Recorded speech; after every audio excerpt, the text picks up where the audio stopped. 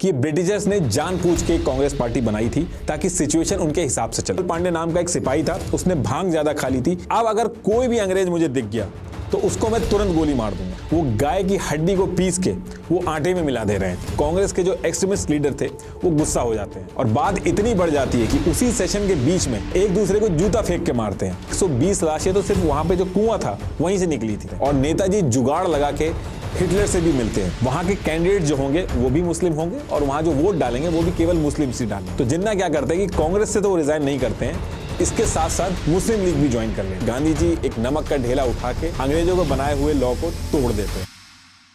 देखिए, इससे पहले की ईस्ट इंडिया कंपनी वाली वीडियो में हमने ऑलरेडी डिस्कस किया था कि ऐसे क्या रीजंस थे कि एक कंपनी हमारे देश को गुलाम बना लेती है। और अब ये जो वीडियो है, इस वीडियो में हम डिस्कस करेंगे कि ऐसी क्या स्ट्रेटेजीज और तरीके यूज हुए जिसकी वजह से हमारे देश को आजादी मिली। ये तरीके ऐसे थे जो इससे पहले पूरी दुनिया में कहीं यूज नहीं हुए थे। और ये जो हमारे देश की आजादी की कहानी है, ये बहुत ही यूनिक है और ये एक ऐसा डिस्कशन है कि आप दुनिया के किसी भी कोने में चले जाएं, लेकिन अगर आप एक इंडियन हैं तो ये डिस्कशन आपके सामने आता ही है। तो इस एक वीडियो में आपको सब कुछ पता चल जाएगा कि हमारा देश आखिर आजाद कैसे हुआ। तो देखिए, ईयर 1600 से ईयर 1837 तक हमने ऑलरेडी सब डिस्कस किया था कि कैसे एक कंपनी जिसका नाम ईस्ट इंडिया कंपनी था वो आई और उसने क्या क्या ट्रिक्स खेल के हमारे ऊपर रूल किया। और ईयर 1837 आने तक पूरे इंडिया के ऊपर डायरेक्टली और इनडायरेक्टली ईस्ट इंडिया कंपनी का कब्जा हो चुका था। डायरेक्टली मतलब कि वो स्टेट जहां ईस्ट इंडिया कंपनी हर एक चीज अपने हिसाब से चलाती थी, और इनडायरेक्टली मतलब कि वो स्टेट जहां ईस्ट इंडिया कंपनी राजा या फिर निजाम के साथ मिलकर रूल करती थी। तो ईयर 1837 तक ये मैप था। इस मैप में ये जो आप पिंक एरिया देख रहे हो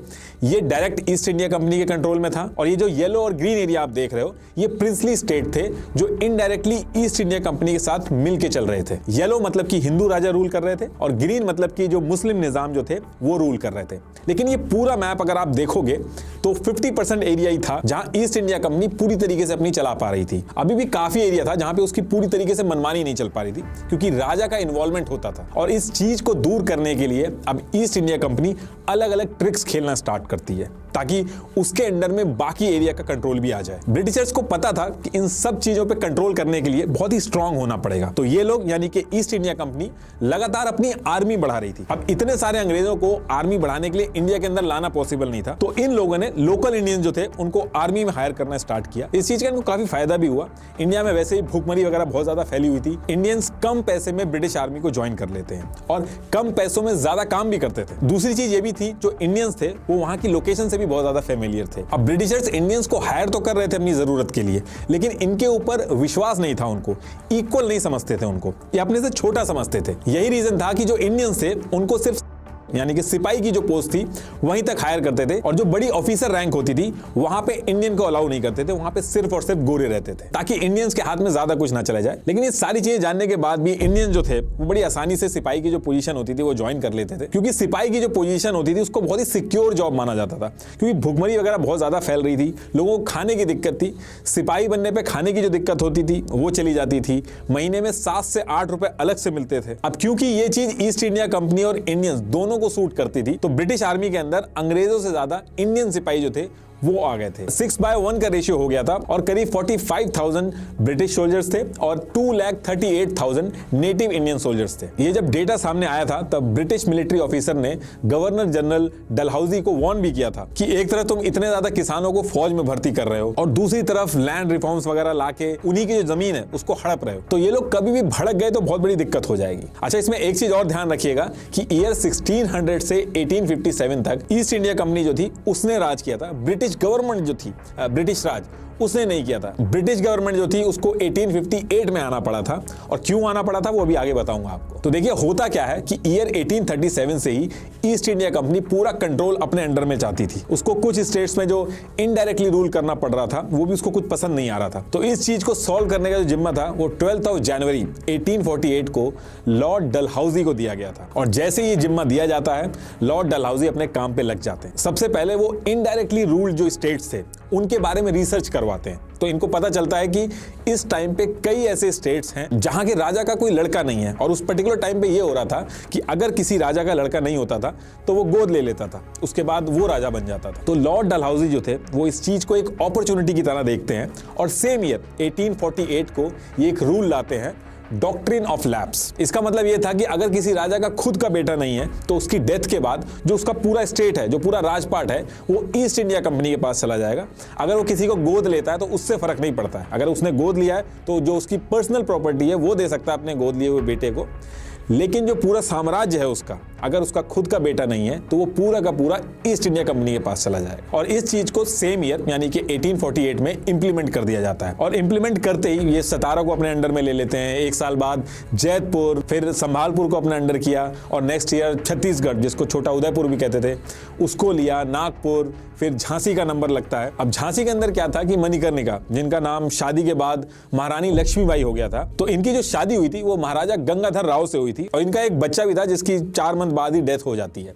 तो ये अपने जो भाई हैं उसके लड़के को गोद ले लेते हैं। और जब 1853 में महाराजा की डेथ हो जाती है तो लॉर्ड डलहौजी अपना डॉक्ट्रिन ऑफ लैप्स लगा के झांसी को अपने कंट्रोल में ले लेते हैं। और झांसी को अपने कंट्रोल में लेने के बाद रानी लक्ष्मीबाई को 60,000 रुपए की जो पेंशन थी वो हर साल देते रहते थे। तो इस पर्टिकुलर टाइम पे तो रानी लक्ष्मीबाई कुछ नहीं कहती हैं, लेकिन आगे वो दिक्कत करती हैं, अभी आएगा वो, मैं बताऊंगा आपको।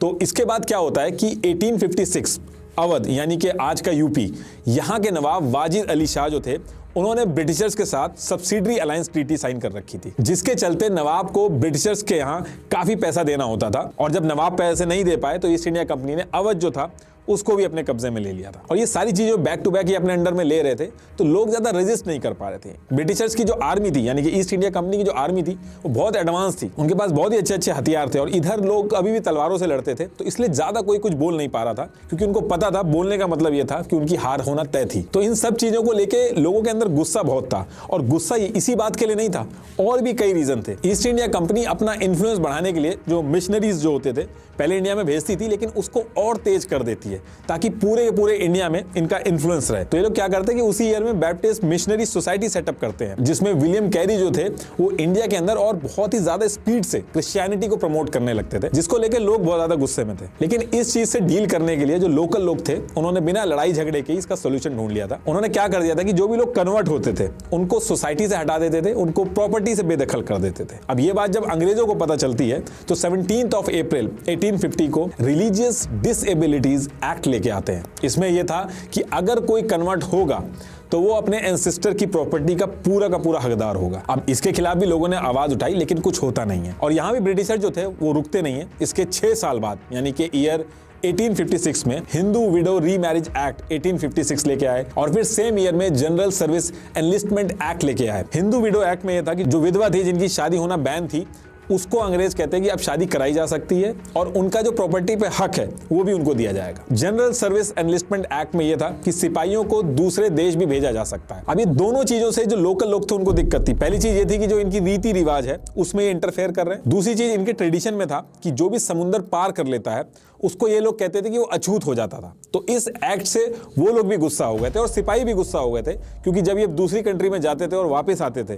तो जो इनकी सोसाइटी होती थी, जो इनकी लोकेलिटी होती थी, उसमें लोग इनको एक्सेप्ट नहीं करते थे। इसी के साथ साथ बहुत ही कम सालों के अंदर 12 बार भूखमरी तक फैल गई थी पूरे इंडिया के अंदर, तो लोग बहुत ज्यादा गुस्से में थे अंग्रेजों के खिलाफ। लेकिन इसके बाद एक ऐसा इंसिडेंट होता है कि अंग्रेजों की नींद उड़ जाती है और बहुत बड़ा डैमेज होता है। तो होता क्या कि ब्रिटिशर जो थे वो पुरानी ब्राउन बेस्ट राइफल, जो कि 0.75 कैलिबर की होती थी, मतलब कि 0.75 इंच का डायमीटर होता था उसका, इसमें आगे कोयाटा यानी कि चक्कू भी लगा होता था। तो ये राइफल यूज करते थे, लेकिन अंग्रेज इससे बहुत ज्यादा परेशान हो गए थे, क्योंकि इसमें टाइम बहुत खराब होता था। इसमें क्या था कि बुलेट को लोड करने से पहले गन पाउडर लोड किया जाता था, फिर बुलेट डाली जाती थी, फिर एक रॉड से इसको सेट करा जाता था। इसमें एक तो बहुत ज्यादा टाइम लगता था, और दूसरा सिपाही को 2 बैग कैरी करने पड़ते थे, एक गन पाउडर के लिए और एक बुलेट के लिए। दूसरा, बुलेट पाउडर अगर नाप के ना डालो तो उसमें दिक्कत आ जाती थी, राइफल में भी इशू हो जाते थे। तो ईयर 1855 से ही अंग्रेज जो थे इसका सॉल्यूशन ढूंढ रहे थे, और फिर इन्होंने यूके में ब्रिटिश गवर्नमेंट की royal small arms factory RSAF, इससे बात करके नई पैटर्न की एक राइफल बनवाते हैं जिसका नाम था एनफील्ड राइफल, जिसको P53 एनफील्ड भी बोला जाता था। और जनवरी 1857 आते आते इंडिया के अंदर भी इसकी डिलीवरी हो गई थी। अब ये जो नई राइफल थी इसमें बुलेट का जो सिस्टम था वो थोड़ा डिफरेंट था। इसकी जो बुलेट थी वो एक कागज के सिलेंड्रिकल पैकेज में बनाई गई थी, जिसमें गन गन पाउडर और बुलेट एक रेशियो में पहले से सेट होके आते थे। इसको कार्ट्रिज बोलते थे। इस कार्ट्रिज की जो आउटर सरफेस थी वो एक रैपिंग पेपर की थी, इसलिए इसके फटने का डर बहुत ज्यादा था। तो इस रैपिंग पेपर के आउटर पोर्शन पे एनिमल फैट से ग्रीस किया जाता था ताकि ये फटे ना और मॉइस्चर और बारिश वगैरह हो तो उसमें खराब ना हो। अब होता क्या है कि सेम मंथ में यानी कि जनवरी 1857 में एक एरिया है दमदम, नॉर्थ कैलकाटा से करीब 8 किलोमीटर की दूरी पे है। वहां पे एक ब्राह्मण सिपाही जो था वो लोटे में पानी लेके जा रहा था और उस पर्टिकुलर टाइम पे जो कास्टिज्म था वो बहुत ज्यादा था सोसाइटी के अंदर। तो रास्ते में जब ये ब्राह्मण सिपाही जा रहा था तो इनको रास्ते में खलासी मिलता है और वो रास्ते में इनसे पानी मांग लेता है। और उस टाइम पे ये मानते थे कि ये छोटी कास्ट का है, अगर पानी दे दिया तो वापस पूरा लोटा धोना पड़ेगा। तो जो ब्राह्मण था वो कहता है कि मैं तुम्हें पानी नहीं दे सकता, क्योंकि अगर मैं पानी दूंगा तो फिर मुझे धोना पड़ेगा लोटा, और धोने के लिए मुझे बहुत दूर जाना पड़ेगा, तो इसलिए वो मना कर देता है। तो इस चीज पे खलासी थोड़ा सा गुस्सा होता है और कहता है कि जितने भी नखरे हैं आपके वो हमारे सामने ही निकलते हैं। उधर जब ब्रिटिशर्स के साथ आप जब काम करने जाते हो तो वहां पे आप बड़ी आसानी से अपना धर्म जो है उसको भ्रष्ट कर लेते हो। वहां पे जाके गाय और सुअर की जो चर्बी वाली गोलियां होती हैं उसको मुंह में बड़े आराम से डाल के आप चलाते हो, तब आपका धर्म कहां चला जाता है। अब ब्राह्मण जो था ये लाइनें सुन के बहुत टेंशन में आ जाता है। ये जो कार्ट्रिज थी, कार्ट्रिज मतलब गोली को ही मैं कार्ट्रिज बोल रहा हूं, तो ये जो कार्ट्रिज थी ये दमदम जो जगह थी वहां पे इसकी मैन्युफैक्चरिंग हो रही थी और खलासी भी इसी एरिया से था।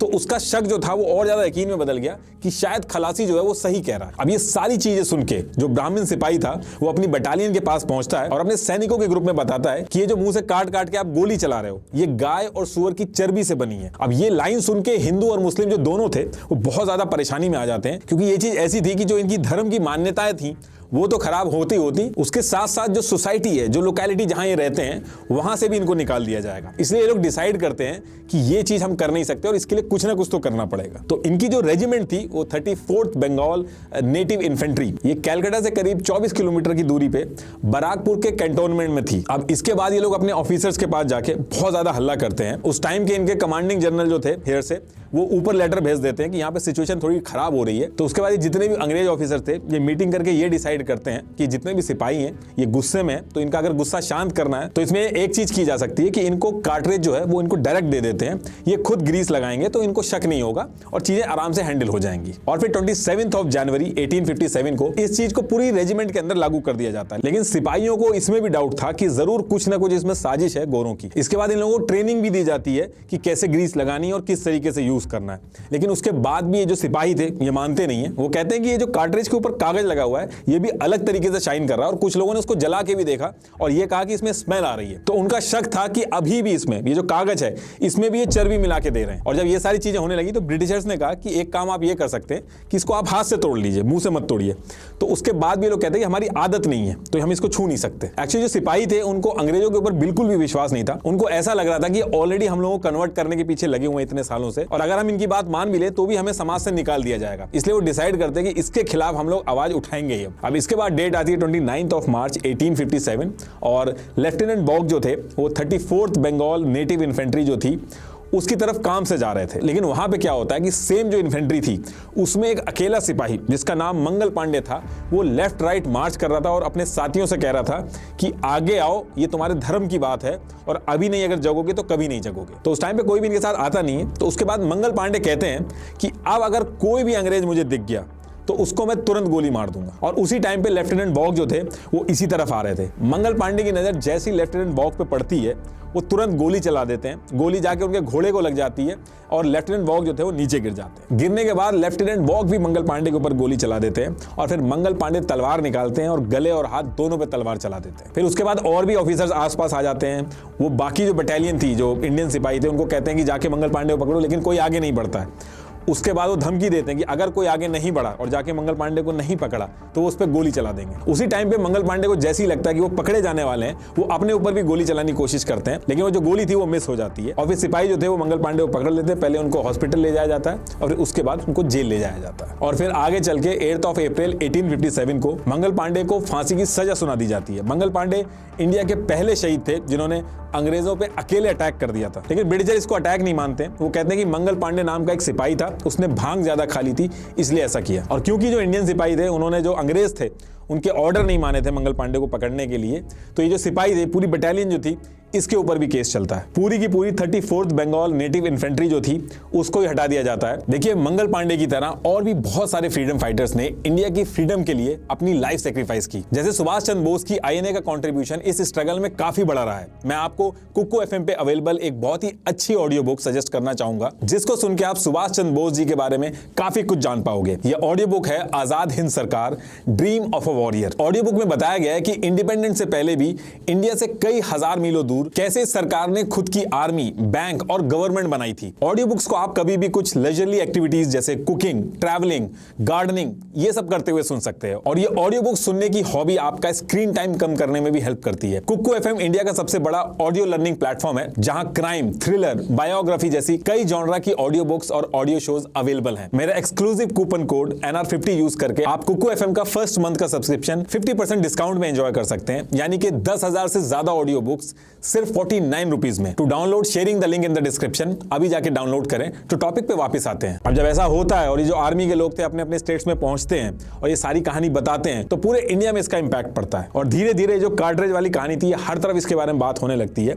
इसके बाद अप्रैल में अंबाला में भी सिपाहियों ने कार्ट्रिज को यूज करने से मना कर दिया था। फिर कुछ दिन बाद लखनऊ की जो रेजिमेंट थी उसने भी सेम चीज कही कि वो कार्ट्रिज यूज नहीं करेंगे, और धमकी भी दी, अगर हमको मजबूर किया गया तो जो भी ऑफिसर्स हैं उनको हम मार देंगे। और जब लखनऊ की रेजिमेंट ने ऐसी धमकी दी तो अवध का चीफ कमिश्नर हेनरी लॉरेंस जो था उसने पूरी की पूरी फोर्स बुला ली थी, और कुछ लोग भाग गए थे और कुछ लोगों ने हथियार डाल दिए थे। तो जैसे तैसे लखनऊ की जो सिचुएशन थी वो कंट्रोल में आई थी, लेकिन सिचुएशन डे बाय डे खराब होने लगी थी। और इसी बीच में एक अफवाह फैला दी जाती है कि अंग्रेज जो हैं वो गाय की हड्डी को पीस के वो आटे में मिला दे रहे हैं और कुएं में डाल दे रहे हैं। तो फिर लोगों को जो फ्री का आटा मिलता था अंग्रेजों की तरफ से, वो भी उन्होंने यूज करना छोड़ दिया था। अब इसके कुछ दिन बाद 24 अप्रैल 1857 को मेरठ में ब्रिटिश ऑफिसर जॉर्ज करमाइकल अपनी 90 सिपाहियों की बंगाल लाइट रेजिमेंट जो थी, उनको ये जो नए कार्ट्रिज आए थे उनको ड्रिल करवा रहे थे। लेकिन 90 में से 85 सिपाही जो थे उन्होंने इसको यूज करने से मना कर दिया, क्योंकि उन तक भी खबर पहुंच चुकी थी। अभी जो सिचुएशन थी इसको देख के ब्रिटिशर्स बहुत ज्यादा गुस्सा हो रहे थे।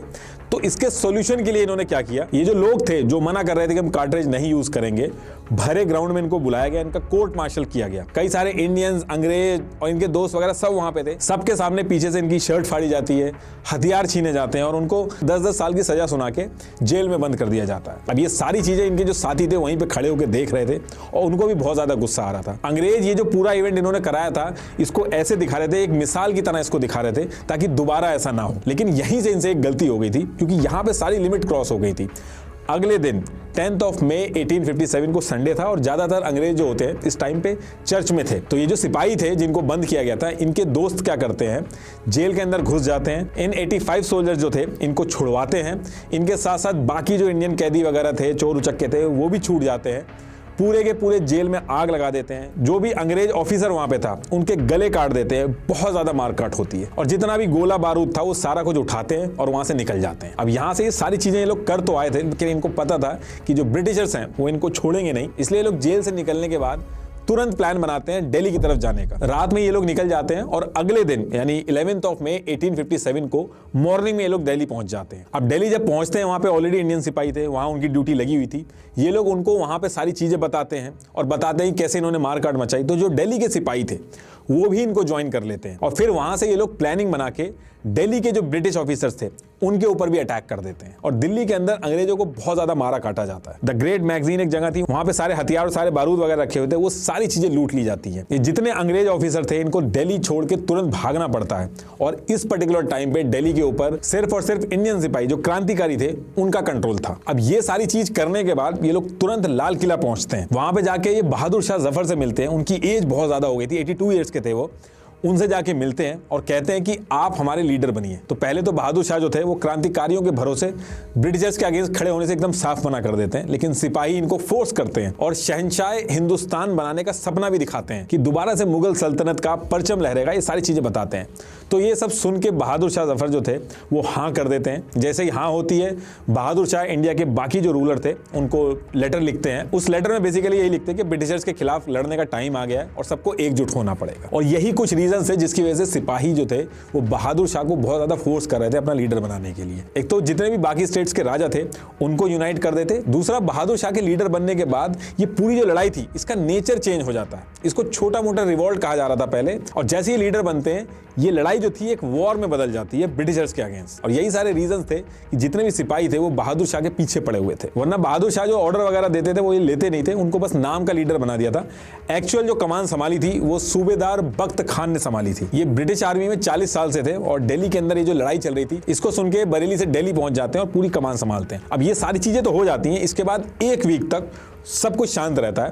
पहले ट्विटर वगैरह नहीं था, सोशल मीडिया नहीं था, तो खबर जाने में टाइम लगता था। तो एक हफ्ते तक तो सारी चीजें शांत पड़ी रहती हैं, लेकिन फिर इसके बाद असली गेम शुरू होता है। दिल्ली में जो ये सारा इंसिडेंट हुआ था इसकी खबरें इंडिया के बाकी हिस्सों में भी पहुंचती हैं, तो लोगों को लगता है कि ब्रिटिशर्स इतने भी स्ट्रांग नहीं है, इनको हराया जा सकता है। और जगह जगह पे रिवॉल्ट के जो किस्से थे वो सुनाई आने लगते हैं। अब ये जो मैं कह रहा हूं कि जगह जगह पे रिवॉल्ट हो रहे थे, इनका मतलब क्या था? देखिए, रिवॉल्ट करने का मतलब पहली चीज तो सिपाहियों के साथ साथ आम जनता जो थी वो भी इस रिवॉल्ट में थी। मतलब कि आम जनता जो थी वो अंग्रेजों के जो ऑफिसेस थे, कुछ उनकी बिल्डिंगें थी, उनमें आग लगा देते थे। अंग्रेज अगर कहीं जा रहा है उसके ऊपर अटैक कर देते थे। तो इस तरीके से किस्से जगह जगह पे सुनाई आने लगे थे। तो सिपाही और जनता जो थी वो अलग अलग जगह पे इस तरीके की चीजें कर रही थी। और इनके साथ साथ आगे चल के जो राजा थे, जो डॉक्ट्रिन ऑफ लैप्स के चक्कर में पेंशन पे जी रहे थे, वो भी इसको ज्वाइन करते हैं। 13 मई 1857 को फिरोजपुर में छोटी सी मारपीट होती है। फिर अगले दिन 14 मई 1857 को मुजफ्फरपुर में इंसिडेंट होता है। उसके बाद कुछ दिन शांति रहती है। फिर 21 मई 1857 को नौशेरा के अंदर लड़ाई होती है। और फिर यूपी के अंदर जगह जगह पे इटावा, मैनपुरी, अलग अलग जगह पे लड़ाइयां होने लगती हैं। ये यहाँ इतनी जगह पे जो मेन फोकस था इस पूरे रिवॉल्ट का ये चल रहा था। इंडिया का जो साउथ और नॉर्थ ईस्ट का जो एरिया था वहां पे ये जो रिवॉल्ट था वो नहीं हो रहा था, उसका बहुत कम असर था। अब इसके बाद ब्रिटिशर्स को समझ में आ रहा था कि ये अब आउट ऑफ कंट्रोल हो रहा है, तो वो तुरंत हरकत में आते हैं और यूके के अंदर से रीएनफोर्समेंट मंगाते हैं 2000 सिपाहियों की। अंग्रेज जो थे वो ब्रिगेडियर जनरल जॉन निकोलसन को इन सब चीजों से निपटने का जिम्मा देते हैं। सबसे पहले ये यूपी को टारगेट करते हैं और उसके बाद इनको जिम्मा दिया जाता है कि दिल्ली के अंदर ये सब चीजों की जड़ बैठी हुई है, दिल्ली के अंदर जाओ और इस चीजों को खत्म करो। ब्रिगेडियर जनरल जॉन निकोलसन जो थे वो फौज लेकर दिल्ली की तरफ बढ़ते हैं। तो 25 अगस्त 1857 को रास्ते में नजफगढ़ पड़ता है। यहाँ क्रांतिकारियों की अंग्रेजों से काफी देर तक लड़ाई होती है और अंग्रेज इसमें जीत भी जाते हैं। इसके बाद ये लोग कश्मीरी गेट पे पहुंचते हैं। यहाँ पे जो ब्रिगेडियर जनरल थे जॉन निकोलसन, उनको गोली मार दी जाती है। फिर उनके जो जूनियर थे विलियम हॉटसन, वो मोर्चा संभालते हैं। दिल्ली में पहुंचने के बाद ब्रिटिशर जो थे वो बहादुर शाह के दोनों बेटे और एक पोते को मार देते हैं और 21 सितंबर 1857 को दोबारा से दिल्ली के ऊपर कब्जा कर लेते हैं। और बहादुर शाह जफर जो थे उनको लाइफ टाइम सजा सुना दी जाती है। उनकी जो वाइफ थी जीनत महल, उनके साथ उनको रंगून की जेल में भेज दिया जाता है। जब इधर ये सारी चीजें हो रही थी तो सेम टाइम पे झांसी जो था वहां पे अंग्रेजों का कंट्रोल था और रानी लक्ष्मीबाई जो थी उनको पेंशन दी जा रही थी, उनका कंट्रोल नहीं था।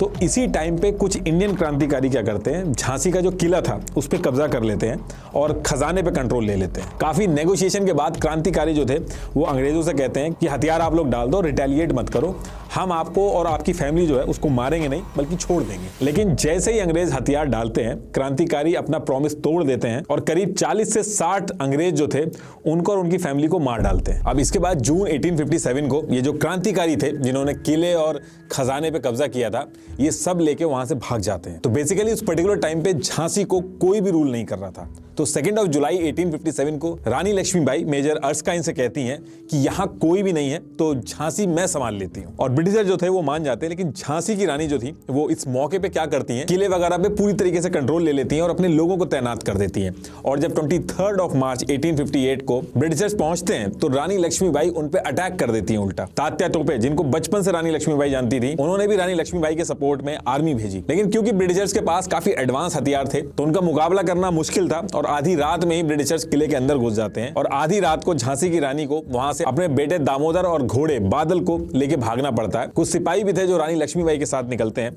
ये नाम थे उनके। और ये वो जगह है जहां से रानी लक्ष्मीबाई ने घोड़े पे सवार होकर छलांग लगाई थी। अब यहां से निकल के मई 1858 को लक्ष्मीबाई कालपी पहुंचती हैं। लेकिन यहां भी ब्रिटिशर्स 22 मई 1858 को अटैक कर देते हैं, लक्ष्मीबाई को हरा देते हैं। तो यहां से भी रानी लक्ष्मीबाई तात्या तोपे, द नवाब ऑफ बांदा और राव साहब के साथ ग्वालियर चली जाती हैं। लेकिन 17 जून 1858 को वहां भी ब्रिटिशर्स अटैक कर देते हैं, जिसमें 5000 से ज्यादा क्रांतिकारियों की जान चली जाती है और रानी लक्ष्मीबाई भी शहीद हो जाती हैं। रानी लक्ष्मीबाई इस तरीके से लड़ी थी ब्रिटिशर्स के साथ कि कई ऐसे ब्रिटिशर्स खुद तारीफ करते थे उनकी। अब यहां से धीरे धीरे करके ब्रिटिशर्स फैजाबाद, बरेली, बागपत, हर जगह जितने भी क्रांतिकारी थे उनको या तो ये मार देते थे या लालच देते थे या फिर कब्जा करके उस इलाके को अपने कंट्रोल में ले लेते थे। ये जो पूरा 1857 का रिवॉल्ट था जिसमें ब्रिटिशर्स बैकफुट पे आए थे, इसमें हारने के मेन रीजन यही थे कि एक तो कोई प्रॉपर लीडरशिप नहीं थी, दूसरा सब अलग अलग लड़ाइयां लड़ रहे थे, उनमें से कोई साथ में नहीं था, कोई प्लान प्लान ऑफ एक्शन नहीं था और कई स्टेट्स के राजा ने अपने फायदे के लिए अंग्रेजों को सपोर्ट भी किया। उन्होंने अपने फायदे से मतलब रखा,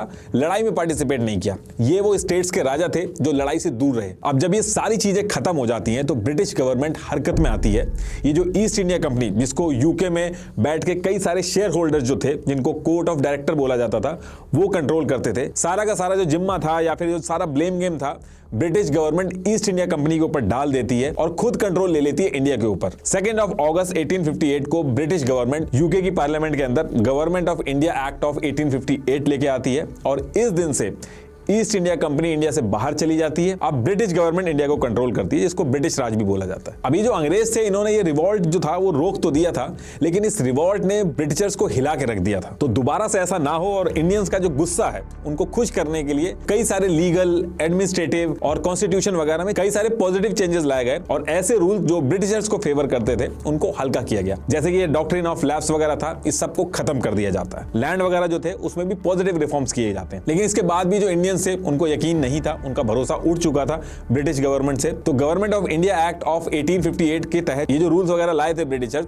इंडियंस को इसके ऊपर यकीन हो जाए और वो इस चीज पे बिलीव करें कि वो उनके हक के लिए बात करेंगे, इक्वालिटी रखेंगे। इसके लिए 1 नवंबर 1858 को लॉर्ड कैनिंग क्वीन विक्टोरिया की proclamation for the better government of India को अनाउंस करते हैं। इसका इतना मतलब था कि क्वीन खुद ये श्योरिटी देती हैं कि अब रिलीजियस भावनाओं को ध्यान में रखा जाएगा, डिस्क्रिमिनेशन नहीं होगा और इंडिया के अंदर सबको इक्वली ट्रीट किया जाएगा।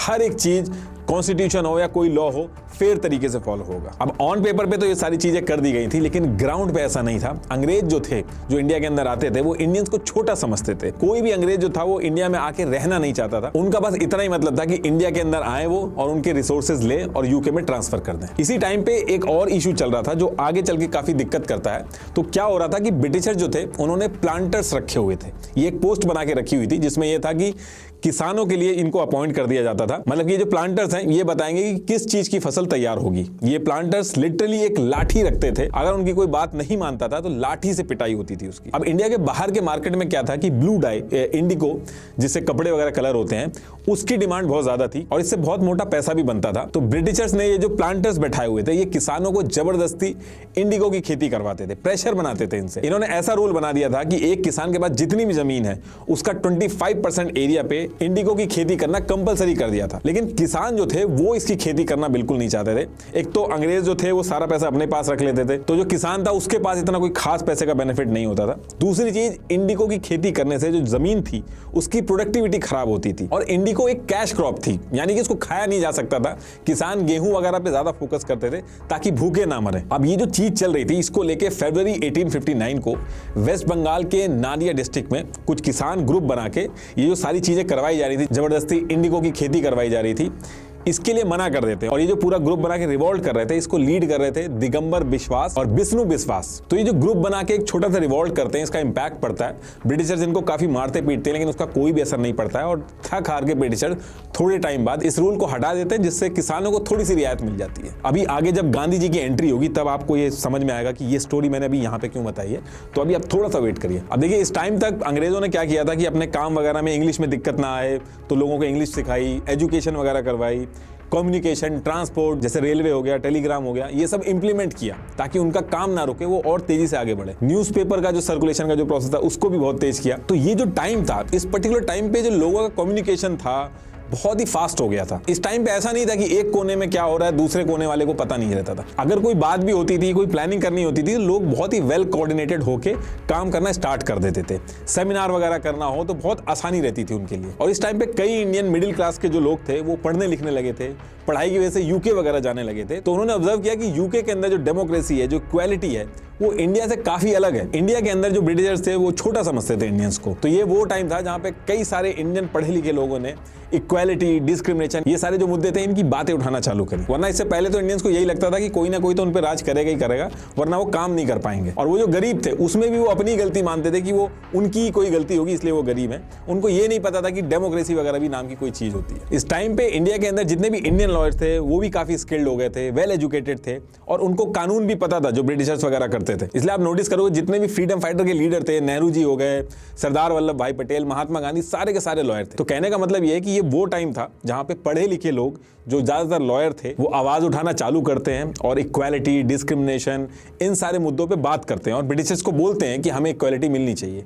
और इन्होंने बहुत ही अलग रास्ता चुना था अपनी बात रखने का। इन्होंने बुक्स, न्यूज़पेपर, सेमिनार के थ्रू जो इनइक्वालिटी होती थी उसके लिए आवाज उठाई और कई सारी पॉलिटिकल ऑर्गेनाइजेशंस भी बनाई जो ब्रिटिशर्स के सामने अपनी आवाज रख सके, जैसे पूना सार्वजनिक सभा, इंडियन एसोसिएशन, द मद्रास महाजन सभा, द बॉम्बे प्रेसिडेंसी एसोसिएशन। तो ये सारी पॉलिटिकल ऑर्गेनाइजेशन भी इस टाइम पे बनने लगी थी। लेकिन होता क्या था कि जितनी भी ऑर्गेनाइजेशन थी ये लोकल इशू में ही फंस के रह जाती थी। उस टाइम पे पूरे इंडिया की कोई नेशनल पॉलिटिकल ऑर्गेनाइजेशन नहीं थी जो एकजुट होकर पूरे देश के लोगों की बात ब्रिटिशर्स के सामने रख सके। लेकिन जितने भी इंडियंस पढ़े लिखे लोग थे वो ऐसा चाहते थे कि इंडिया के अंदर नेशनल पार्टी बने। और ये जो सारी बातें हैं नेशनल पार्टी की हो गई, ब्रिटिशर्स को जो क्रिटिसाइज करना हो गया, ये सारी चीजें न्यूज वगैरह के थ्रू करते थे। और जब इन सारी चीजों की फ्रीक्वेंसी बहुत ज्यादा हो गई तो ब्रिटिशर्स ने क्या किया, उन्होंने ईयर 1878 में the vernacular press act of 1878 ये लेके आए। इस एक्ट के थ्रू अंग्रेजों ने प्रेस की फ्रीडम पे कंट्रोल किया। इस एक्ट के आने के बाद न्यूज़पेपर के अंदर खुलेआम अंग्रेजों की जो बुराई होती थी उसके लिए बिल्कुल मनाही थी। और फिर धीरे धीरे ब्रिटिशर्स ने और चीजें टाइट करी। वो आर्म्स एक्ट लेके आए, एल्बर्ट बिल, ये सारे बिल लेके आए, जिससे लोगों में बहुत ज्यादा गुस्सा हो गया, क्योंकि जितने भी लॉज थे, एक्ट थे जो लेके आ रहे थे, इसके थ्रू ब्रिटिशर जो थे वो आम जनता के जो राइट्स थे उनको कम कर रहे थे। तो इधर ये सारी चीजें चल रही थी। और इसी टाइम पे क्या होता है कि ब्रिटिश गवर्नमेंट में एक एओ ह्यूम नाम का डिस्ट्रिक्ट ऑफिसर था। इसकी उस टाइम के वाइसरॉय लॉर्ड लेटन से बात अच्छी नहीं बनती थी, दोनों एक दूसरे के एंटी थे। तो लॉर्ड लेटन ने क्या किया था कि एओ ह्यूम जो था उसका डिमोशन कर दिया था। अब इसकी वजह से एओ ह्यूम जो था वो बहुत गुस्से में था, लेकिन उसके बाद भी उसने रिजाइन नहीं किया था, वो वहीं पे काम करता रहता था। और रिटायरमेंट के बाद जैसे बाकी ऑफिसर यूके वापस चले जाते थे, एओ ह्यूम जो था वो वापस यूके नहीं गया, बल्कि उसने इंडिया में रहकर ही इंडिया की सिचुएशन सुधारने का जिम्मा लिया। इसने क्या किया कि ईयर 1883 में कैलकाटा यूनिवर्सिटी के ग्रेजुएट को एक ओपन लेटर भेजा, जिसमें इसने इंडिया के सभी बड़े लोगों को इनवाइट किया इंडिया के अंदर एक नेशनल लेवल की पॉलिटिकल पार्टी बनाने के लिए, ताकि ब्रिटिशर्स के सामने इंडियंस अपनी बात रख सके। अब इंडियंस जो थे उनको ये बात बहुत ज्यादा पसंद आती है और दिसंबर 1884 को एओ ह्यूम जो थे वो इंडिया के अलग अलग एरिया से टोटल 17 पॉलिटिकल लीडर जो थे उनके साथ एक मीटिंग सेटअप करवाते हैं। और ये लोग डिसाइड करते हैं कि 28 ऑफ दिसंबर 1885 को पुणे के अंदर और लोगों को जोड़ के एक कॉन्फ्रेंस करेंगे और वहां पे तभी के तभी नेशनल पार्टी बना देंगे और हाथों हाथ उसका जो नाम होगा वो भी अनाउंस कर देंगे। लेकिन पुणे के अंदर उस टाइम पे महामारी चल रही थी, तो लोकेशन को चेंज करके मुंबई के गोकुल दास तेजपाल संस्कृत कॉलेज में ये कॉन्फ्रेंस कर दी जाती है। इस मीटिंग में ऑल ओवर इंडिया से 72 इंटेलेक्चुअल और एजुकेटेड लोग आते हैं, जिसमें 69 इंडियंस थे और एओ ह्यूम के साथ 2 और ब्रिटिशर्स आते हैं। तो कहने का मतलब यह है कि इस दिन 28 ऑफ दिसंबर 1885 को इंडियन नेशनल कांग्रेस पार्टी बन के अनाउंस कर दी जाती है। इसमें ये लोग कहते हैं कि ये जो कांग्रेस पार्टी है ये पीपीपी मॉडल यानी कि प्रेयर, प्रोटेस्ट और पिटीशन, इसका यूज करके कॉन्स्टिट्यूशन के दायरे में रह के अपनी बात रखेगी और हर साल ईयर के लास्ट मंथ में यानी कि दिसंबर में अपना एक सेशन रखेगी जिसमें ये फिक्स करेंगे कि आगे किन मुद्दों पे बात करनी है। और ये सेशन ऑल ओवर इंडिया में होगा, ऐसा नहीं कि सिर्फ एक ही जगह पे होगा, कभी ईस्ट इंडिया में होगा, कभी नॉर्थ इंडिया में होगा, अलग अलग जगह पे होगा। और जिस जगह पे ये सेशन होगा उसी जगह के नाम से उस सेशन का नाम पड़ जाएगा। मान लो सूरत में हो रहा है तो सूरत सेशन उसका नाम पड़ जाएगा। तो ऐसे कर करके इंडिया के अंदर हर साल सेशन होने लगे। इनफैक्ट आज की डेट में भी कांग्रेस पार्टी जो एनुअल सेशन रखती है वो दिसंबर में ही रखती है। और ये जो मीटिंग हुई थी इसमें एक चीज और डिसाइड हुई थी कि ये लोग हर सेशन में एक प्रेसिडेंट बनाएंगे। ऐसा नहीं होगा कि एक प्रेसिडेंट होगा और हमेशा के लिए प्रेसिडेंट रहेगा, हर साल एक प्रेसिडेंट बनेगा और वो कौन बनेगा ये वोट से डिसाइड होगा, फिर अगले साल नया प्रेसिडेंट बनेगा। तो जब ये पार्टी बनी थी शुरू में जितने भी कांग्रेस के लीडर थे इनको मॉडरेट लीडर्स कहा गया, क्योंकि इनका मानना था कि ब्रिटिशर्स खराब लोग नहीं थे, बट एथनिसिटी का फर्क है, इसलिए इंडियंस की जो प्रॉब्लम है वो इनको समझ में नहीं आ रही है, इस वजह से गैप आ रहा है। एक बार अगर हम सही से इनको ये सारी चीजें समझाएंगे तो इनको ये समझ में आएंगी और जो हमारी प्रॉब्लम है वो सॉल्व हो जाएगी। लेकिन कांग्रेस के जो ये मॉडरेट लीडर्स थे इनका ये जो भ्रम था ये आगे जाके टूटता है, अभी आगे बताऊंगा मैं आपको। लेकिन इसमें एक और थ्योरी कही जाती है, जो मैंने अभी आपको चीज बताई, इसमें एक और थ्योरी है जिसमें यह कहा जाता है कि एओ ह्यूम जो थे इनको गलत हीरो बनाया जा रहा है और ये सारी चीज जो करी गई ये अंग्रेजों की साजिश थी। लॉर्ड डफरिन ने एओ ह्यूम के साथ मिलकर कांग्रेस पार्टी बनवाई थी और वो इसलिए बनवाई थी क्योंकि अंग्रेजों को पता था कि इंडियंस अगर एकजुट हो गए, इनमें इतनी कैपेबिलिटी है कि अंग्रेजों को इंडिया से बाहर कर सकते हैं। इसलिए ब्रिटिशर्स चाहते थे कि इससे पहले कि इंडिया खुद अपने हिसाब से कोई पॉलिटिकल बना के हमारे लिए दिक्कत क्रिएट करे, हम खुद ही अपने लोगों के साथ मिलवा के एक पार्टी बनवा देते हैं। और इसका फायदा ये होगा अंग्रेजों को कि अंग्रेजों को हर एक चीज पता चलती रहेगी। इंडिया के मन में क्या चल रहा है ये सारे आइडिया लगते रहेंगे। कोई भी पॉलिटिकल मूवमेंट स्टार्ट करने वाले होंगे तो वो पता चल जाएगा। मान लो कोई पॉलिटिकल मूवमेंट है वो आउट ऑफ कंट्रोल हो गई तो उसको बीच में ही कोई छोटा मोटा लॉलीपॉप देके उसको शांत करा दिया जाएगा। और इस थ्योरी में ये भी कहा गया कि ब्रिटिशर चाहते तो ये जो नेशनल पार्टी बन रही थी इसको 2 मिनट में रुकवा सकते थे, लेकिन उन्होंने ऐसा नहीं किया। लाला लाजपत राय ने आगे चल के ईयर 1916 में अपनी बुक में लिखा था कि ये जो कांग्रेस पार्टी बनाई गई थी ये एक सेफ्टी वॉल्व थी। एक्चुअली कुकर में जब प्रेशर ज्यादा हो जाता है तो सीटी बजती है, तो उसके साइड में एक सेफ्टी वॉल्व होती है कि अगर सीटी ब्लॉक हो जाए तो उस सेफ्टी वॉल्व से प्रेशर रिलीज हो जाए।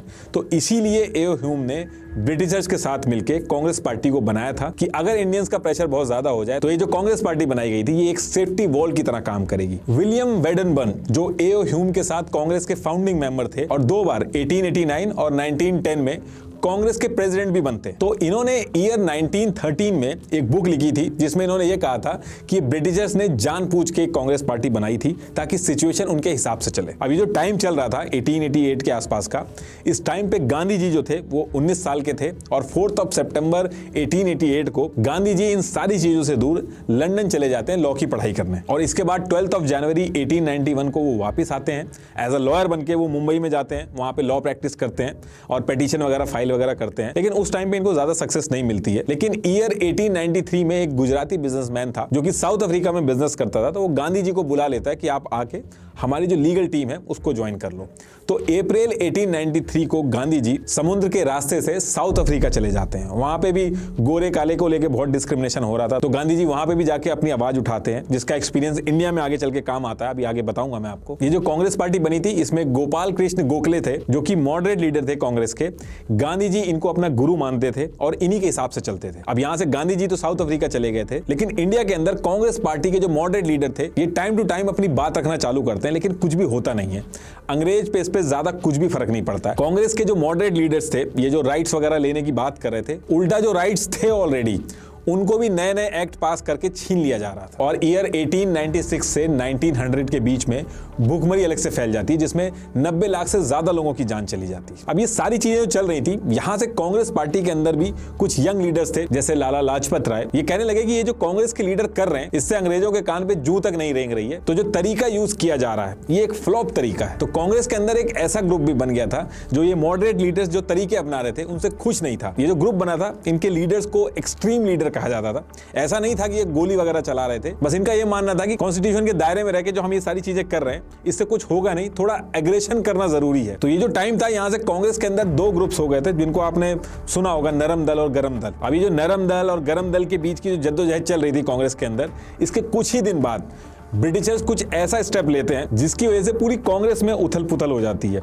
होता क्या है कि ईयर 1903 में वाइसरॉय लॉर्ड कर्जन ने देखा कि इंडियंस काफी एकजुट होकर आ रहे हैं, न्यूज में भी बहुत कुछ लिखा जा रहा है, तो इन्होंने डिवाइड एंड रूल का जो फॉर्मूला था उस पर्टिकुलर स्टेज से अप्लाई करना चालू किया। तो इन्होंने ब्रिटिश गवर्नमेंट को कहा कि ये जो बंगाल है इसको 2 पार्ट में कर दो, जो मुस्लिम वाला एरिया उसको एकदम अलग कर दो। अब इसके पीछे जो अंग्रेजों ने रीजन दिए थे पब्लिकली, उसमें ये कहा था कि गुड गवर्नेंस वगैरह ये सारे रीजन दिए थे, लेकिन एक्चुअल में इन्होंने हिंदू मुस्लिम में फूट डलवानी थी, इस वजह से डिसीजन लिया गया था। तो इधर ये प्रपोजल दिया जाता और इसके 2 साल बाद यानी कि 19 जुलाई 1905 को ये पार्टीशन का प्रपोजल एक्सेप्ट हो जाता है कि अब बंगाल जो है इसको डिवाइड कर दिया जाएगा।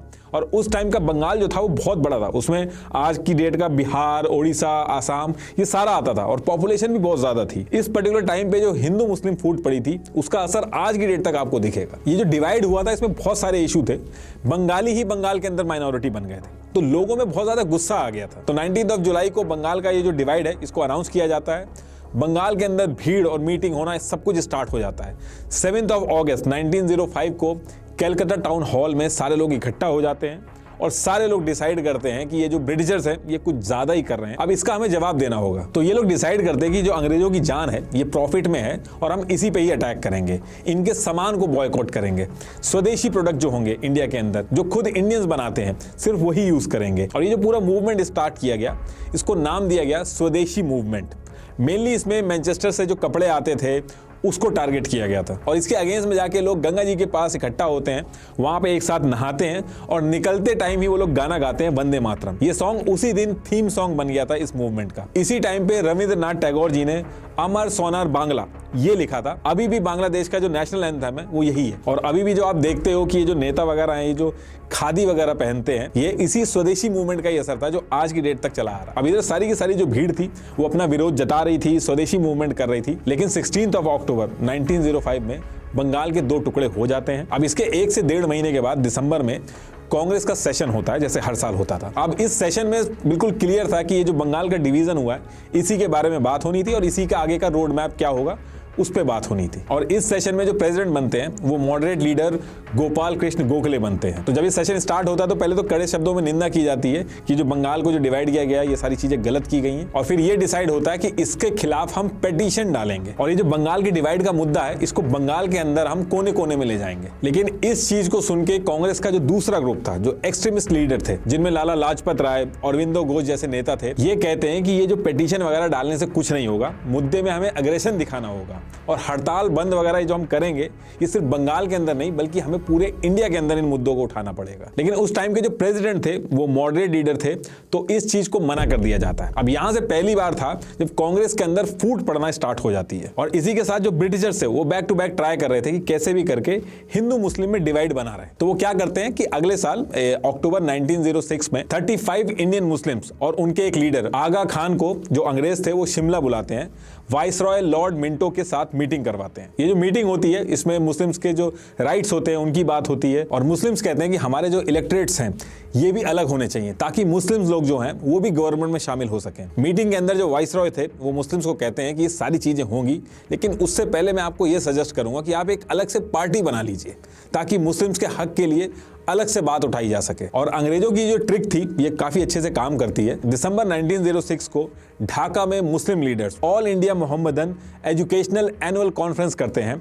और वहां पे ऑल इंडिया मुस्लिम लीग नाम से एक पार्टी बना देते हैं और पहले प्रेसिडेंट इसके बनते हैं आगा खान। सेम मंथ यानी कि दिसंबर 1906 में कांग्रेस का फिर से सेशन होता है और इस बार जो सेशन होता है कांग्रेस का, उसमें मोहम्मद अली जिन्ना जो थे वो भी कांग्रेस को ज्वाइन कर लेते हैं और मॉडरेट लीडर्स जो थे उनके साथ मिलकर काम करते हैं। अब अगले साल यानी कि ईयर 1907 में कांग्रेस का सेशन होना था। इस बार कांग्रेस के जो एक्सट्रीमिस्ट लीडर थे वो सोच रहे थे कि उनके ग्रुप का कोई बंदा प्रेसिडेंट बनेगा, तो ये लोग थोड़ा अपने हिसाब से चीजें बनाएंगे। लेकिन होता क्या है कि जो मॉडरेट लीडर्स थे वो जानबूझ के ईयर 1907 का जो सेशन था वो सूरत में रख देते हैं। अब कांग्रेस के रूल के हिसाब से ये था कि जिस सिटी के अंदर सेशन होगा उस सिटी का जो लीडर होगा उस पर्टिकुलर साल पे प्रेसिडेंट नहीं बन सकता। और क्योंकि अगर सूरत में सेशन होता तो मॉडरेट्स जो थे उनके प्रेसिडेंट बनने के चांसेस ज्यादा होते, इसलिए सूरत में रख दिया जाता है और फिर इसके बाद वोटिंग होती है और मॉडरेट्स का जो ग्रुप था उनका ही लीडर बनता है। अब यहां से कांग्रेस के जो एक्सट्रीमिस्ट लीडर थे वो गुस्सा हो जाते हैं और बात इतनी बढ़ जाती है कि उसी सेशन के बीच में दोनों ग्रुप एक दूसरे के ऊपर टेबल चेयर फेंकते हैं और एक दूसरे को जूता फेंक के मारते हैं और उसी पर्टिकुलर टाइम पे पुलिस को भी बुलाना पड़ जाता है। और ये बात इतनी ज्यादा बढ़ जाती है कि यहां से ये जो 2 ग्रुप थे स्प्लिट हो जाते हैं। अब इधर ये सारी चीजें होने के बाद ईयर आता है 1909। इसमें हिंदू मुस्लिम डिफरेंस को और बढ़ाने के लिए viceroy Lord Minto secretary John Morley के साथ मिलके इंडियन काउंसिल एक्ट 1909 लेके आते हैं, जिसे मॉर्ले मिंटो रिफॉर्म भी कहा जाता है। इसमें सेपरेट इलेक्टोरेट्स के थ्रू मुस्लिम्स की सीट्स रिजर्व कर दी गई और जिन जिन कॉन्स्टिट्यूएंसी को मुस्लिम्स के लिए रिजर्व किया गया था वहां के कैंडिडेट जो होंगे वो भी मुस्लिम होंगे और वहां जो वोट डालेंगे वो भी केवल मुस्लिम्स ही डालेंगे। अब इससे मुस्लिम्स तो बहुत ज्यादा खुश हो गए थे, लेकिन इसके आने वाले 2 साल में फॉरेन बॉयकॉट जो था, स्वदेशी मूवमेंट, स्वराज, इन सब की जो मांगे चल रही थी उससे ब्रिटिशर्स के ऊपर बहुत ज्यादा प्रेशर बढ़ गया था और ईयर 1911 में बंगाल का जो पार्टीशन किया गया था उसको वापस कर लेते हैं ब्रिटिशर्स, क्योंकि ब्रिटिशर्स को डर लग गया था कि अगर वापस नहीं करेंगे तो ईयर 1857 जैसे रिवोल्ट जो है वैसी सिचुएशन हो सकती है। इस डिसीजन से मुस्लिम लीग जो था बहुत ज्यादा नाराज हो गया था और उनका भी भरोसा जो था वो ब्रिटिशर्स से उठ गया था। अब इसके बाद ईयर 1913 में मुस्लिम लीग के जो लोग थे वो जिन्ना के ऊपर प्रेशर बनाते हैं कि वो जाके मुस्लिम लीग को ज्वाइन कर लें। तो जिन्ना क्या करते हैं कि कांग्रेस से तो वो रिजाइन नहीं करते हैं, इसके साथ साथ मुस्लिम लीग भी ज्वाइन कर लेते हैं। तो एक तरह से वो दोनों पार्टी में एक ही टाइम पे एक्टिव मेंबर रहते हैं। लेकिन इस चीज का एक फायदा होता है क्योंकि दिसंबर 1916 को लखनऊ के अंदर जिन्ना क्या करते हैं, दोनों पार्टी कांग्रेस और मुस्लिम लीग जो थी और कांग्रेस के अंदर भी एक्सट्रीमिस्ट और मॉडरेट दोनों जो लीडर थे उनको मिला के एक ही मंच पे लाके खड़ा कर देते हैं और कुछ शर्तों के साथ एक एग्रीमेंट कराते हैं जिसे लखनऊ पैक्ट भी बोला जाता है। ये साइन होता है जिसमें यह था कि ये सारे लोग मिलके ब्रिटिशर्स के खिलाफ सेल्फ गवर्नमेंट यानी स्वराज की लड़ाई लड़ेंगे। देखिए अभी तक भी आजादी की बात नहीं हो रही है, स्वराज जिसमें यह था कि ये लोग सेल्फ गवर्नेंस करेंगे, अपने लिए सही से काम कर पाए, लेकिन ब्रिटिशर्स जो थे वो रहेंगे, उनको भगाया नहीं जाएगा। अब इसके बाद डेट आती है 9 जनवरी 1915 और इस डेट को इंडिया के अंदर गांधी जी की एंट्री होती है। और गांधी जी इंडिया आते ही अपने मेंटोर गोपाल कृष्ण गोखले से मिलते हैं और उनसे सीधा कहते हैं कि इंडिया की जो फ्रीडम स्ट्रगल चल रही है उसमें उन्हें भी जुड़ना है। साउथ अफ्रीका में उन्होंने एक स्ट्रगल ऑलरेडी करी थी, तो वो अपना एक्सपीरियंस जो था वो इंडिया में यूज करना चाहते थे। लेकिन गोपाल कृष्ण गोखले जो थे वो इनको रोक देते हैं, कहते हैं कि पहले तुम पूरा इंडिया घूमो, लोगों से मिलो, उनकी प्रॉब्लम समझो। और गांधी जी जैसा उनके मेंटोर गोपाल कृष्ण गोखले समझाते हैं एज इट इज करते हैं। वो बिना किसी पॉलिटिकल एक्टिविटी के इंडिया में ट्रैवल करना स्टार्ट करते हैं और ट्रैवल करते टाइम ये जैसे एक आम आदमी कपड़े पहनता है, जिस ट्रेन में 3rd क्लास का टिकट लेके वो चलता है, सेम वैसे ही ट्रैवल करते हैं। और फिर गांधी जी बॉम्बे, फिर कोलकाता, अहमदाबाद, दिल्ली से चेन्नई, पूरे देश में ट्रैवल करते हैं और 2 साल तक पूरे इंडिया में घूमते हैं। अब इसके बाद डेट आती है दिसंबर 1916। तो जैसा मैंने बताया था, कांग्रेस हर साल के एंड में यानी कि दिसंबर में अपने सेशन रखती थी जिसमें सारे लीडर्स जो थे वो इकट्ठा होते थे। तो गांधी जी ने कांग्रेस तो ज्वाइन नहीं की थी, लेकिन इस कॉन्फ्रेंस में गए थे। ये कॉन्फ्रेंस 3 दिन चलती है। यहाँ पे गांधी जी से चंपारण जो कि बिहार में है, वहां पे 2 किसान राजकुमार शुक्ला और संत राउत ये मिलते हैं और बताते हैं कि चंपारण जो कि बिहार में है, वहां पे अंग्रेज उनसे जबरदस्ती इंडिगो की खेती करवा रहे हैं और वो ऐसा नहीं चाहते। ये जो इंडिगो की खेती करवाई जा रही थी जबरदस्ती, इसको 3 खटिया सिस्टम भी बोला जाता था। सेम वही इंडिगो वाली चीज जो हमने अभी थोड़ी देर पहले डिस्कस करी थी। तो ये सब सुनने के बाद 15 अप्रैल 1917 को गांधी जी अपने लॉयर की टीम लेके चंपारण पहुंचते हैं और वहां पहुंच के गांव में डोर टू डोर जाके जो भी वहां के लोगों के साथ जुल्म वगैरह हो रहे थे वो सारी चीजें रिटर्न में ले लेते हैं और अंगूठा लगवा लेते हैं। इसके बाद गांधी जी जगह जगह पे जाने लगे, लोगों से मिलने लगे। उनके जाते ही भीड़ बहुत ज्यादा इकट्ठा हो जाती थी, लोग उनको सुनते थे। और ये सारी चीजें जब ब्रिटिशर्स के नोटिस में आती हैं तो 16 अप्रैल 1917 को धारा 144 के तहत डिस्ट्रिक्ट कलेक्टर गांधी जी को ये बोल के वापस जाने को कहते हैं कि वो वहां पे अशांति फैला रहे हैं। गांधी जी इस चीज को पूरी तरीके से मना कर देते हैं कि वो कोई भी गलत काम नहीं कर रहे हैं, वो जाके अपने लोगों से ही तो मिल रहे हैं। इसके 2 दिन बाद 18 अप्रैल 1917 को उनकी मोतीहारी कोर्ट में पेशी होती है और जब ये खबर फैल जाती है तो चारों तरफ से लोग कोर्ट को घेर लेते हैं, नारेबाजी होती है। कोर्ट 2 दिन तक जैसे तैसे ये सब झेलती है। इतनी भीड़ इकट्ठी हो जाती है कि 2 दिन बाद कोर्ट गांधी जी को छोड़ देती है। तो गांधी जी ने बेसिकली यहाँ पे क्या करवाया था, लोगों को सत्याग्रह करने को कहा था। मतलब ये कहा था कि आप कोई भी वायलेंस मत करो, बस ये जो खेती करने को कह रहे हैं अंग्रेज, ये करने से मना कर दो, चाहे वो मारे पीटे, चाहे जो मर्जी करें। देखिए सत्याग्रह का जो लिटरल मीनिंग होता है वो सत्य के लिए आग्रह है, लेकिन यहाँ पे सत्याग्रह का मतलब थोड़ा सा अलग था। इसका मतलब था कि सिविल डिसोबीडियंस, पैसिव रेजिस्टेंस, ये सारी बातें हो रही। अंग्रेजों के खिलाफ प्रेशर बनाना है, हड़ताल करनी है, अनशन करना है और ये सारी चीजें करनी है और फियरलेस होना होगा। इससे पहले जो मॉडरेट लीडर्स थे वो रूल्स वगैरह फॉलो कर रहे थे। एक्सट्रीमिस्ट लीडर जो थे उनके तरीके बिल्कुल अलग थे, आम जनता को डायरेक्ट इन्वॉल्व नहीं किया था। लेकिन महात्मा गांधी जी ने ऐसी चीज करी थी जो इससे पहले नहीं हुई थी, उन्होंने आम जनता को भी जोड़ा। जब लोग समझ रहे थे कि ये आम जनता ये पढ़ी लिखी नहीं है, इनको एक्ट के बारे में ही नहीं पता, तो ये क्या करेंगे आगे जाके, लेकिन गांधी जी ने ऐसा नहीं सोचा। उन्होंने आम जनता के पास गए, उनको समझाया और उनको इकट्ठा किया, जिसकी वजह से बहुत ज्यादा इंपैक्ट पड़ा। तो कहने का मतलब यह है कि चंपारण के अंदर गांधी जी ने लोगों को इकट्ठा किया, सत्याग्रह चालू रखा और जब अंग्रेज देखते हैं कि लोगों के ऊपर मार डंडे किसी भी चीज का असर नहीं हो रहा है, तो वो थक हार के लास्ट में अंग्रेजों की बात मान जाते हैं। और यहां से पहली बार लोगों को सत्याग्रह की पावर का पता चला था कि मारपीट और वायलेंस जो था उससे ज्यादा मजबूर तो जो अंग्रेज थे वो इन सारी चीजों से हो रहे थे। अब इसी बीच क्या होता है कि गांधी जी तो चंपारण में थे और अहमदाबाद की एक मिल थी जिसके आसपास के एरिया में जो प्लेग था वो फैला हुआ था। तो लोग अपनी जान बचाने के चक्कर में मिल में नहीं जा रहे थे, काम करने नहीं जा रहे थे। तो मिल ओनर्स ने क्या किया था, एक प्लेग बोनस था वो रख दिया था ताकि इसके लालच में लोग काम करने आ जाएं। अब इसके कुछ टाइम बाद जब प्लेग खत्म हो जाता है तो ओनर्स ने ये जो प्लेग बोनस था वो देना बंद कर दिया। तो वर्कर्स यहाँ पे थोड़ा सा नाखुश हो जाते हैं, वो कहते हैं कि इतने सालों से तो पैसे बढ़ाए नहीं गए हैं और वर्ल्ड वॉर की वजह से जो महंगाई है वो भी आसमान छू रही है। तो आप भले ही प्लेग बोनस उसका नाम मत रखो, किसी और तरीके से चाहे कुछ तो परसेंटेज आप बढ़ा दो, लेकिन पैसे बढ़ा दो आप हमारे। लेकिन मिल का जो ओनर था वो मानता नहीं है। तो इसके बाद गांधी जी चंपारण से यहाँ पहुँचते हैं और सारी बात समझते हैं। गांधी जी फिर लोगों को जोड़ते हैं और हंगर स्ट्राइक करते हैं, जिसकी वजह से मील का जो काम वगैरह है, प्रोडक्शन वगैरह सब रुक जाता है और जो मील का ओनर होता है वो 30% इंक्रीमेंट करने को रेडी हो जाता है। तो बहुत ही कम टाइम में गांधी जी बहुत ज़्यादा पॉपुलर हो रहे थे। लोगों को लगने लगा था कि अगर वो फियरलेस होके बिना जेल बिना पिटाई के डर से अगर अपनी जिद पे अड़े रहेंगे तो एट द एंड अंग्रेजों को झुकना पड़ेगा। अब इधर गांधी जी अहमदाबाद में थे और सेम टाइम पे प्लेग के साथ साथ सूखा भी पड़ रहा था कुछ इलाकों में। तो गुजरात में एक खेड़ा नाम की जगह थी, वहां पे सूखा पड़ने की वजह से फसल खराब हो गई थी। अब किसान की कमाई का एक ही जरिया था, वो बंद हो गई थी और अंग्रेज जो थे वो टैक्स लेते थे इनसे। तो ऐसे केस में वो कहां से अंग्रेजों को टैक्स देता? अब कायदे में तो यहाँ पे टैक्स नहीं लेना चाहिए था, लेकिन अंग्रेज जो थे उन्होंने एक चीज और एक्स्ट्रा कर दी, उन्होंने टैक्स 23% और बढ़ा दिया। अब किसान जो थे वो बहुत ज्यादा परेशान हो गए थे, उनको कुछ भी समझ में नहीं आ रहा था। तो गांधी जी खुद तो अहमदाबाद में थे, लेकिन वो सरदार वल्लभ भाई पटेल को गुजरात भेजते हैं। सरदार वल्लभ भाई पटेल भी बहुत बड़े लॉयर थे। इंडिया की फ्रीडम स्ट्रगल में आपको सारे के सारे लॉयर ही मिलेंगे। तो सरदार पटेल वहां पे जाते हैं और लोगों की पिटीशन वगैरह डालते हैं, लेकिन सब रिजेक्ट कर दी जाती हैं। अब इसके बाद गांधी जी वहां पे पहुंचते हैं और लोगों को कहते हैं कि आप सत्याग्रह करो, बस वायलेंस मत करना, बाकी आप सत्याग्रह करो। और ये सत्याग्रह इतने बड़े लेवल पे होता है कि यहाँ पे भी अंग्रेजों को झुकना पड़ जाता है। इसके बाद हर कोई इंप्रेस था गांधी जी के तरीकों से। अब इधर ये सारी चीजें चल रही थी और इसी टाइम पे क्या होता है कि खबरें आने लगती हैं कि इंडिया से कुछ क्रांतिकारी, जिनमें से सबसे आगे बाघा जतिन थे, वो ब्रिटिशर्स के दुश्मन जर्मनी के लोगों के साथ मिलके प्लान बना रहे थे, जिसमें यह डिसाइड हुआ था कि जर्मनी इंडिया में हथियार वगैरह भेजेगा और मिलके ब्रिटिशर्स को इंडिया से बाहर फेंकेंगे। लेकिन किसी एक खबरी ने सारी बातें अंग्रेजों को पहुंचा दी थी, जिससे अंग्रेजों को सब चीज पता चल जाती है और अंग्रेज जो थे वो बाघा जतीन को देशद्रोही करार दे देते हैं और 10 सितंबर 1915 को उनको शहीद कर देते हैं। और इसी के साथ साथ और भी कई सारी चीजों में जो कांग्रेस के एक्सट्रीमिस्ट लीडर थे उनके भी नाम आने लगे थे। तो इन सारी चीजों से निपटने के लिए जस्टिन सिडनी रॉलेट की एक कमेटी जो थी वो 18 मार्च 1919 को एक एक्ट लेके आती है, जिसे रॉलेट एक्ट भी कहा जाता है।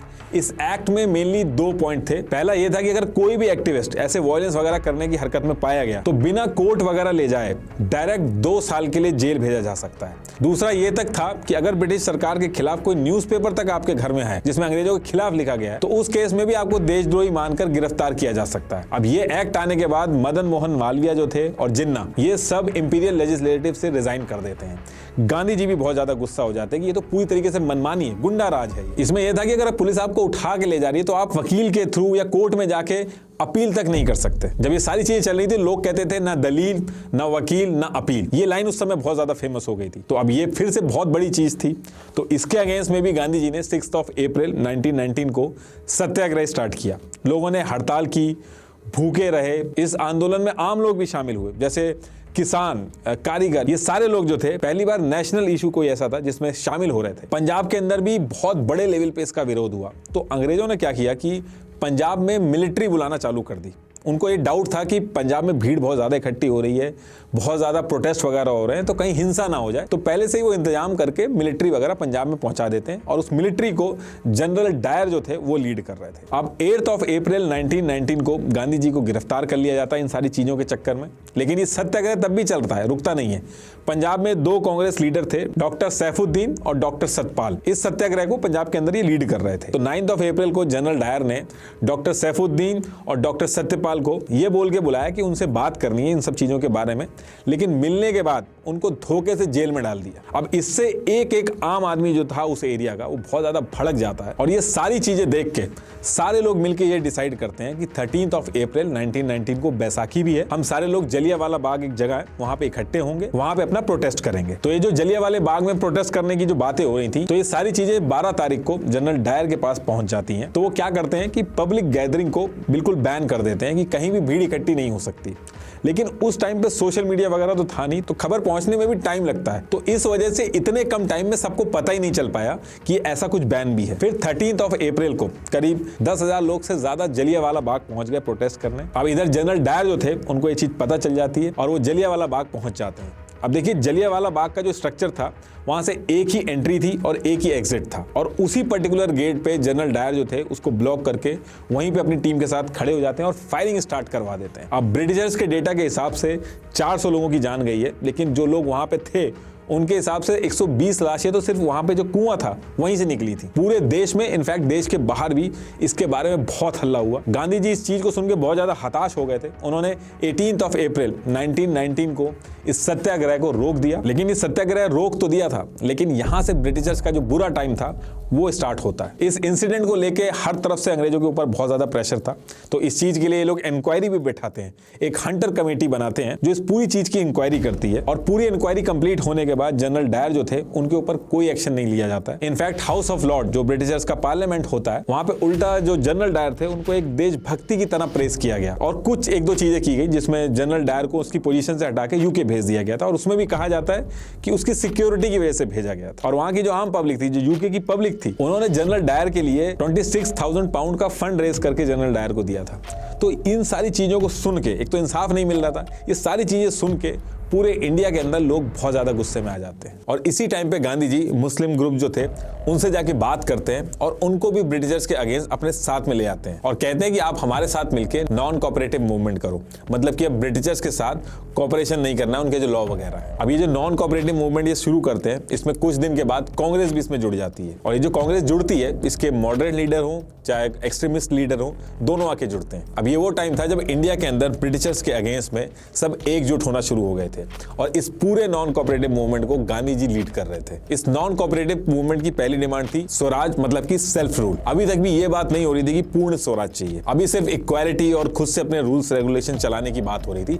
आजादी की बात अभी आगे होगी। और दूसरा जो नॉन कोऑपरेटिव मूवमेंट था, इसका एक ये भी एम था कि जो जलियांवाला का इंसिडेंट हुआ था उसमें जो दोषी थे उनको सजा दी जाए। तो ये जो मूवमेंट इन्होंने शुरू किया था, इसमें यह था कि जून 1920 को ये लोग डिसाइड करते हैं कि जितने भी अंग्रेजों के स्कूल्स हैं, कॉलेजेस हैं, लॉ फर्म्स हैं, इलेक्शन वगैरह ये जो करवा रहे हैं, इन सब को हम बॉयकॉट करेंगे और जो अवार्ड वगैरह दिए हैं ये सब भी लौटा देंगे। अब स्कूल्स वगैरह अगर बॉयकॉट करेंगे तो इसके लिए इन्होंने स्कूल्स वगैरह बनाए भी, जैसे जामिया इस्लामिया, काशी विद्यापीठ, गुजरात विद्यापीठ, ये सब उसी टाइम के बनाए गए। लोगों ने अदालत ना जाके पंचायत में अपने केस सॉल्व करना शुरू किया। फॉरेन गुड्स जो थे उनको बॉयकॉट कर दिया गया और गांधी जी ने कहा कि आप चरखा चलाओ और खुद अपने कपड़े बनाओ। कई बड़े लोग जैसे जवाहरलाल नेहरू, उनके फादर मोतीलाल नेहरू, सरदार वल्लभ भाई पटेल, राजेंद्र प्रताप, ये सब जो लॉयर थे, इन्होंने अपनी नौकरी छोड़ दी थी इस मूवमेंट की वजह से। लेकिन ये सारी चीजों में जिन्ना ज्यादा खुश नहीं थे, उनकी कई सारी ऐसी चीजें थी जो पूरी नहीं होनी थी। तो ये सब देख के जिन्ना जो थे वो कांग्रेस से रिजाइन कर देते हैं। अब ये नॉन कोऑपरेटिव मूवमेंट था, इसका इंपैक्ट जो था वो धीरे धीरे बढ़ रहा था। तो दिसंबर 1921 आते आते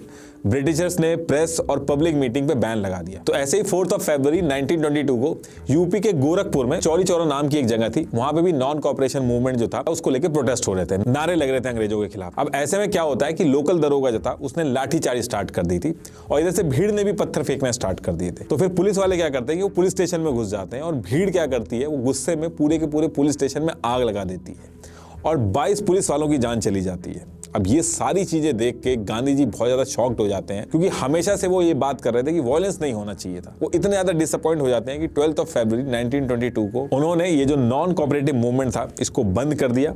और अंग्रेजों ने क्या किया कि ये सारी चीजों की वजह से गांधी जी को 6 साल के लिए जेल में डाल दिया। अब ये सारी चीजें देख के लोगों को लगने लगा था कि जो स्वराज, हड़ताल, ये वाला जो तरीका है, इससे कुछ होने वाला नहीं है, बस टाइम खराब होगा।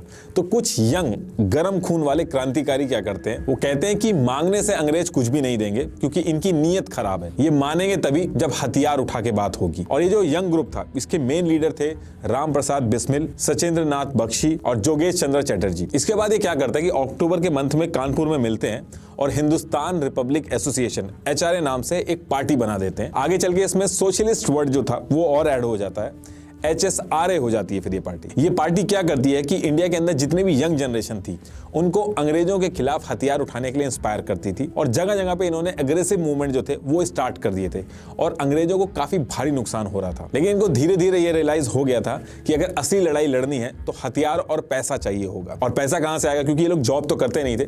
तो इनको एक खबर मिलती है 9 अगस्त 1925 को एक ट्रेन शाहजहांपुर से लखनऊ जाएगी और रेलवे स्टेशन का जो पैसा कलेक्ट होता है वो सारा का सारा उसी ट्रेन में होगा, जिसको अंग्रेज जो है वो गवर्नमेंट के खजाने में डालेंगे। और जैसे ये खबर मिलती है, ये लोग क्या करते हैं कि इस खजाने को लूटने की प्लानिंग स्टार्ट कर देते हैं। मेन ऑब्जेक्टिव ये था कि इसमें से पैसा लूट के हथियार खरीदेंगे। ये लोग यंग 20 से 25 क्रांतिकारियों की टीम बनाते हैं और मेन प्लानिंग इसमें करते हैं राजेंद्र नाथ लहरी। इन 20 से 25 लोगों की जो टीम बनी थी, इसमें थे राम प्रसाद बिस्मिल, अशफाक उल्ला खान, रोशन सिंह, चंद्रशेखर आजाद, सचिंद्र नाथ सान्याल। अब इसके बाद डेट आती है 9 अगस्त 1925 और प्लान के हिसाब से ये लोग काकोरी स्टेशन के पास ट्रेन की चेन खींच देते हैं।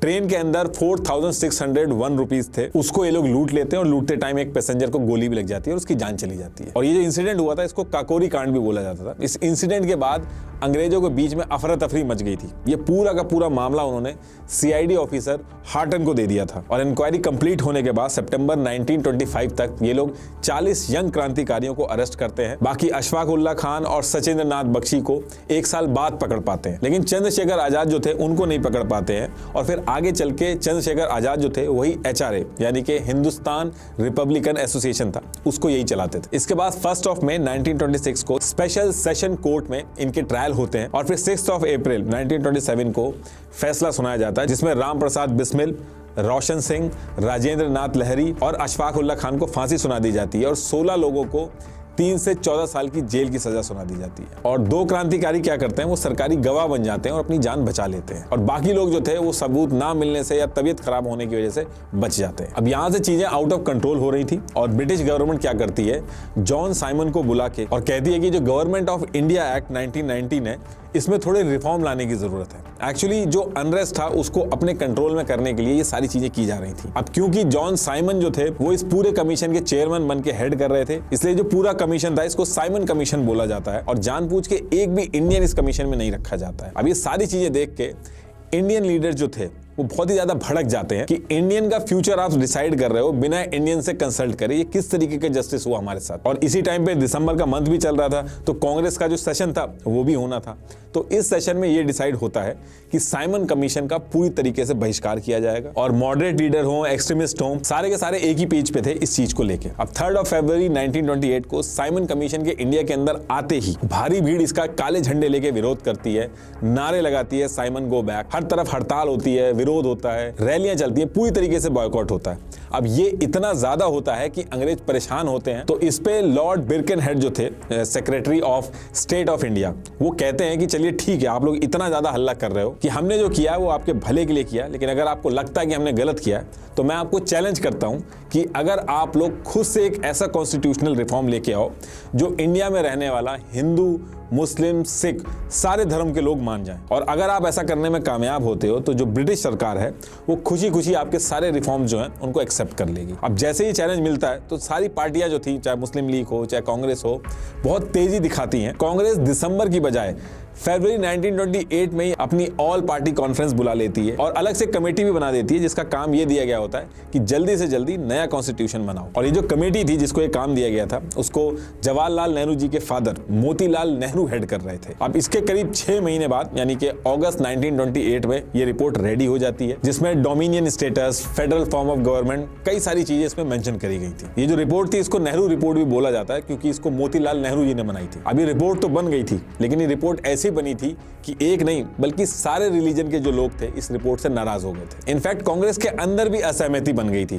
कांग्रेस के जो यंग लीडर थे जैसे जवाहरलाल नेहरू, सुभाष चंद्र बोस, इस रिपोर्ट में डोमिनियन स्टेटस जो था उसके खिलाफ चले जाते हैं। वो कहते हैं डोमिनियन स्टेटस नहीं बल्कि टोटल इंडिपेंडेंस की मांग करनी चाहिए। डोमिनियन स्टेटस मतलब कि सारे अधिकार तो इंडिया के रहेंगे लेकिन इंडिया को ब्रिटिश एम्पायर का हिस्सा माना जाएगा। और इसमें कांग्रेस के अंदर एक ग्रुप को दिक्कत इसलिए हो रही थी क्योंकि फॉरेन अफेयर और सिक्योरिटी वगैरह जो थे वो ब्रिटिशर्स का इंटरफेरेंस रहता उसमें। वहीं टोटल इंडिपेंडेंस यानी पूर्ण स्वराज मतलब कि ब्रिटिशर्स पूरी तरीके से इंडिया से बाहर चले जाएंगे और इंडिया के लोग ही देश चलाएंगे। अब जिन्ना जो थे उन्होंने भी नेहरू जी की जो रिपोर्ट थी उसमें अमेंडमेंट के लिए 14 पॉइंट भेजे थे लेकिन वो भी कांग्रेस ने मना कर दिए। इसलिए जिन्ना भी गुस्सा हो जाते हैं और मीटिंग के अंदर आने से मना कर देते हैं और कैंसिल कर देते हैं मीटिंग। अब इधर ये सारी चीजें चल रही थी और पैरेलली क्या हो रहा था कि जो साइमन कमीशन था इसको लेकर जगह जगह विरोध फिर भी चालू थे। ऐसे ही 30 अक्टूबर 1928 को लाला लाजपत राय लाहौर में बहुत सारे स्टूडेंट्स को लेकर अपना शांतिपूर्ण प्रदर्शन कर रहे थे और उसी टाइम पे लाहौर पुलिस के एसपी जेम्स स्कॉट फ्रस्ट्रेट होकर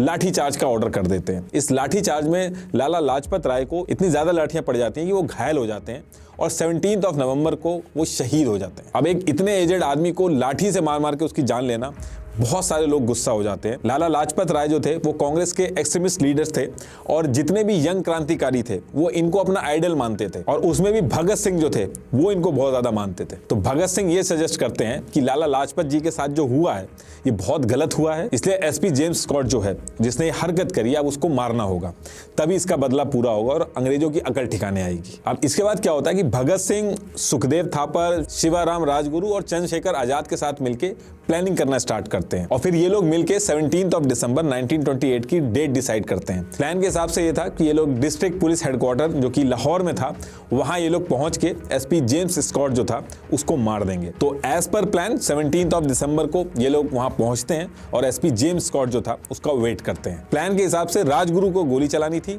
और बाकी दोनों को कवर देना था, लेकिन इसमें एक दिक्कत ये होती है कि एसपी जेम्स स्कॉट को पहचानने में गलतफहमी हो जाती है। ये लोग एसपी जेम्स स्कॉट की जगह गलती से एएसपी जेपी साउंडर को मार देते हैं और मारने के बाद ये लोग वहां पे स्मोक वगैरह फेंकते हैं, स्लोगन वगैरह बोलते हैं और भाग जाते हैं वहां से। अंग्रेज जो थे इस चीज से बहुत ज्यादा गुस्सा थे, इनको बहुत बुरी तरीके से ढूंढ रहे थे और इधर ये लोग भी बहुत टाइम तक छुपे रहते हैं और इसकी वजह से इनकी जो आवाज थी वो दब गई थी, लेकिन इनको जो अपनी आवाज थी वो लोगों तक पहुंचानी थी। तो ये लोग डिसाइड करते हैं कि अगर ये लोग गिरफ्तार हो जाएं तो जितने टाइम हियरिंग चलेगी जो जो बोला जाएगा वो सब न्यूज़पेपर में पब्लिश होगा, क्योंकि ऐसा रूल था। तो ये लोग गिरफ्तार होने का डिसाइड करते हैं। गिरफ्तार होने के लिए ये लोग 8 अप्रैल 1929 को सेंट्रल असेंबली दिल्ली में बॉम्ब फेंक देते हैं और इनका इरादा जान लेने का नहीं था, तो इसलिए क्या करते हैं साइड में जहां पे भीड़ नहीं होती है वहां पे बॉम्ब फेंकते हैं और इनकलाब जिंदाबाद के नारे लगाते हैं और फिर वहां पे इनको गिरफ्तार कर लिया जाता है। अब इसके काफी टाइम तक इंक्वायरी चलती है। फिर 24 मार्च 1931 को इन लोगों को फांसी की सजा सुना दी जाती है। अब इधर एक फांसी की सजा सुनाई जाती है और दूसरी तरफ क्या होता है कि कांग्रेस पार्टी के अंदर एक टेंशन चल रही थी कि यंग लीडर चाहते थे कि पूर्ण स्वराज की मांग हो और बाकी जो लीडर थे उनका यह मानना था कि ब्रिटिशर्स जो थे वो भड़क जाएंगे इस चीज से, तो जो हमारा मोटिव है वो पूरा नहीं हो पाएगा। लेकिन कांग्रेस में स्प्लिट ना हो जाए, टेंशन कम हो जाए, इसलिए गांधी जी बीच बचाव करते हैं और सारे ग्रुप को एक साथ करते हैं और सब लोग सेम पेज पे रहते हैं कि अब आगे से पूर्ण स्वराज की ही मांग होगी। और दिसंबर 1929 को कांग्रेस अनाउंस कर देता है कि अब से कांग्रेस केवल पूर्ण स्वराज की ही मांग करेगा। और इसके साथ कांग्रेस एक चीज और कहती है कि आने वाली 26 जनवरी 1930 को इंडिपेंडेंस डे मनाया जाएगा और तिरंगा फहराया जाएगा। गांधी जी सोच रहे थे कि कोई ऐसा मुद्दा होना चाहिए जिससे पूरे देश यूनाइट हो जाए और फिर कुछ दिन बाद उन्होंने एक ऐसा तरीका ढूंढा जिससे वो सिर्फ इंडिया में ही नहीं बल्कि पूरे वर्ल्ड में फेमस हो गए थे। ये एक ऐसा मुद्दा था जिससे हर कोई कनेक्ट करता था। तो गांधी जी डिसाइड करते हैं कि वो नमक का सत्याग्रह स्टार्ट करेंगे।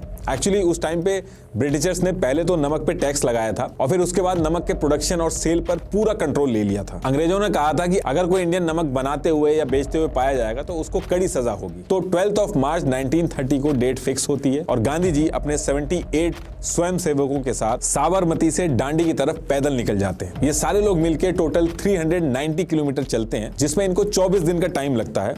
और जब तक गांधी जी दांडी पहुंचते हैं एक पूरा का पूरा हुजूम गांधी जी के साथ जुड़ जाता है और इनके साथ दांडी मार्च करने लगता है। उसके बाद दांडी बीच पे पहुंच के गांधी जी एक नमक का ढेला उठा के अंग्रेजों को बनाए हुए लॉ को तोड़ देते हैं और यहाँ से नमक सत्याग्रह जो था उसकी शुरुआत हो जाती है। और गांधी जी इस पर्टिकुलर टाइम पे बहुत ज्यादा लोगों को कहते हैं कि यही टाइम है, सब लोग एकजुट होकर इस नमक सत्याग्रह से जुड़ो। और इस सत्याग्रह से भी जुड़ने के वही पुराने रूल्स थे कि वॉयलेंस नहीं करना है, गवर्नमेंट के जो टैक्स वगैरह हैं वो नहीं देने हैं और जितनी भी ब्रिटिश गवर्नमेंट की ऑर्गेनाइजेशन है उनको बॉयकॉट करना है। अभी जो नमक सत्याग्रह था ये इतना ज्यादा बड़ा हो जाता है कि पूरे वर्ल्ड का मीडिया इसके बारे में बात करने लगता है और बच्चे से लेकर औरत तक हर कोई इससे जुड़ जाता है। अब ये सारी चीजें जो हो रही थी इससे ब्रिटिशर्स पे बहुत ज्यादा प्रेशर आ गया था।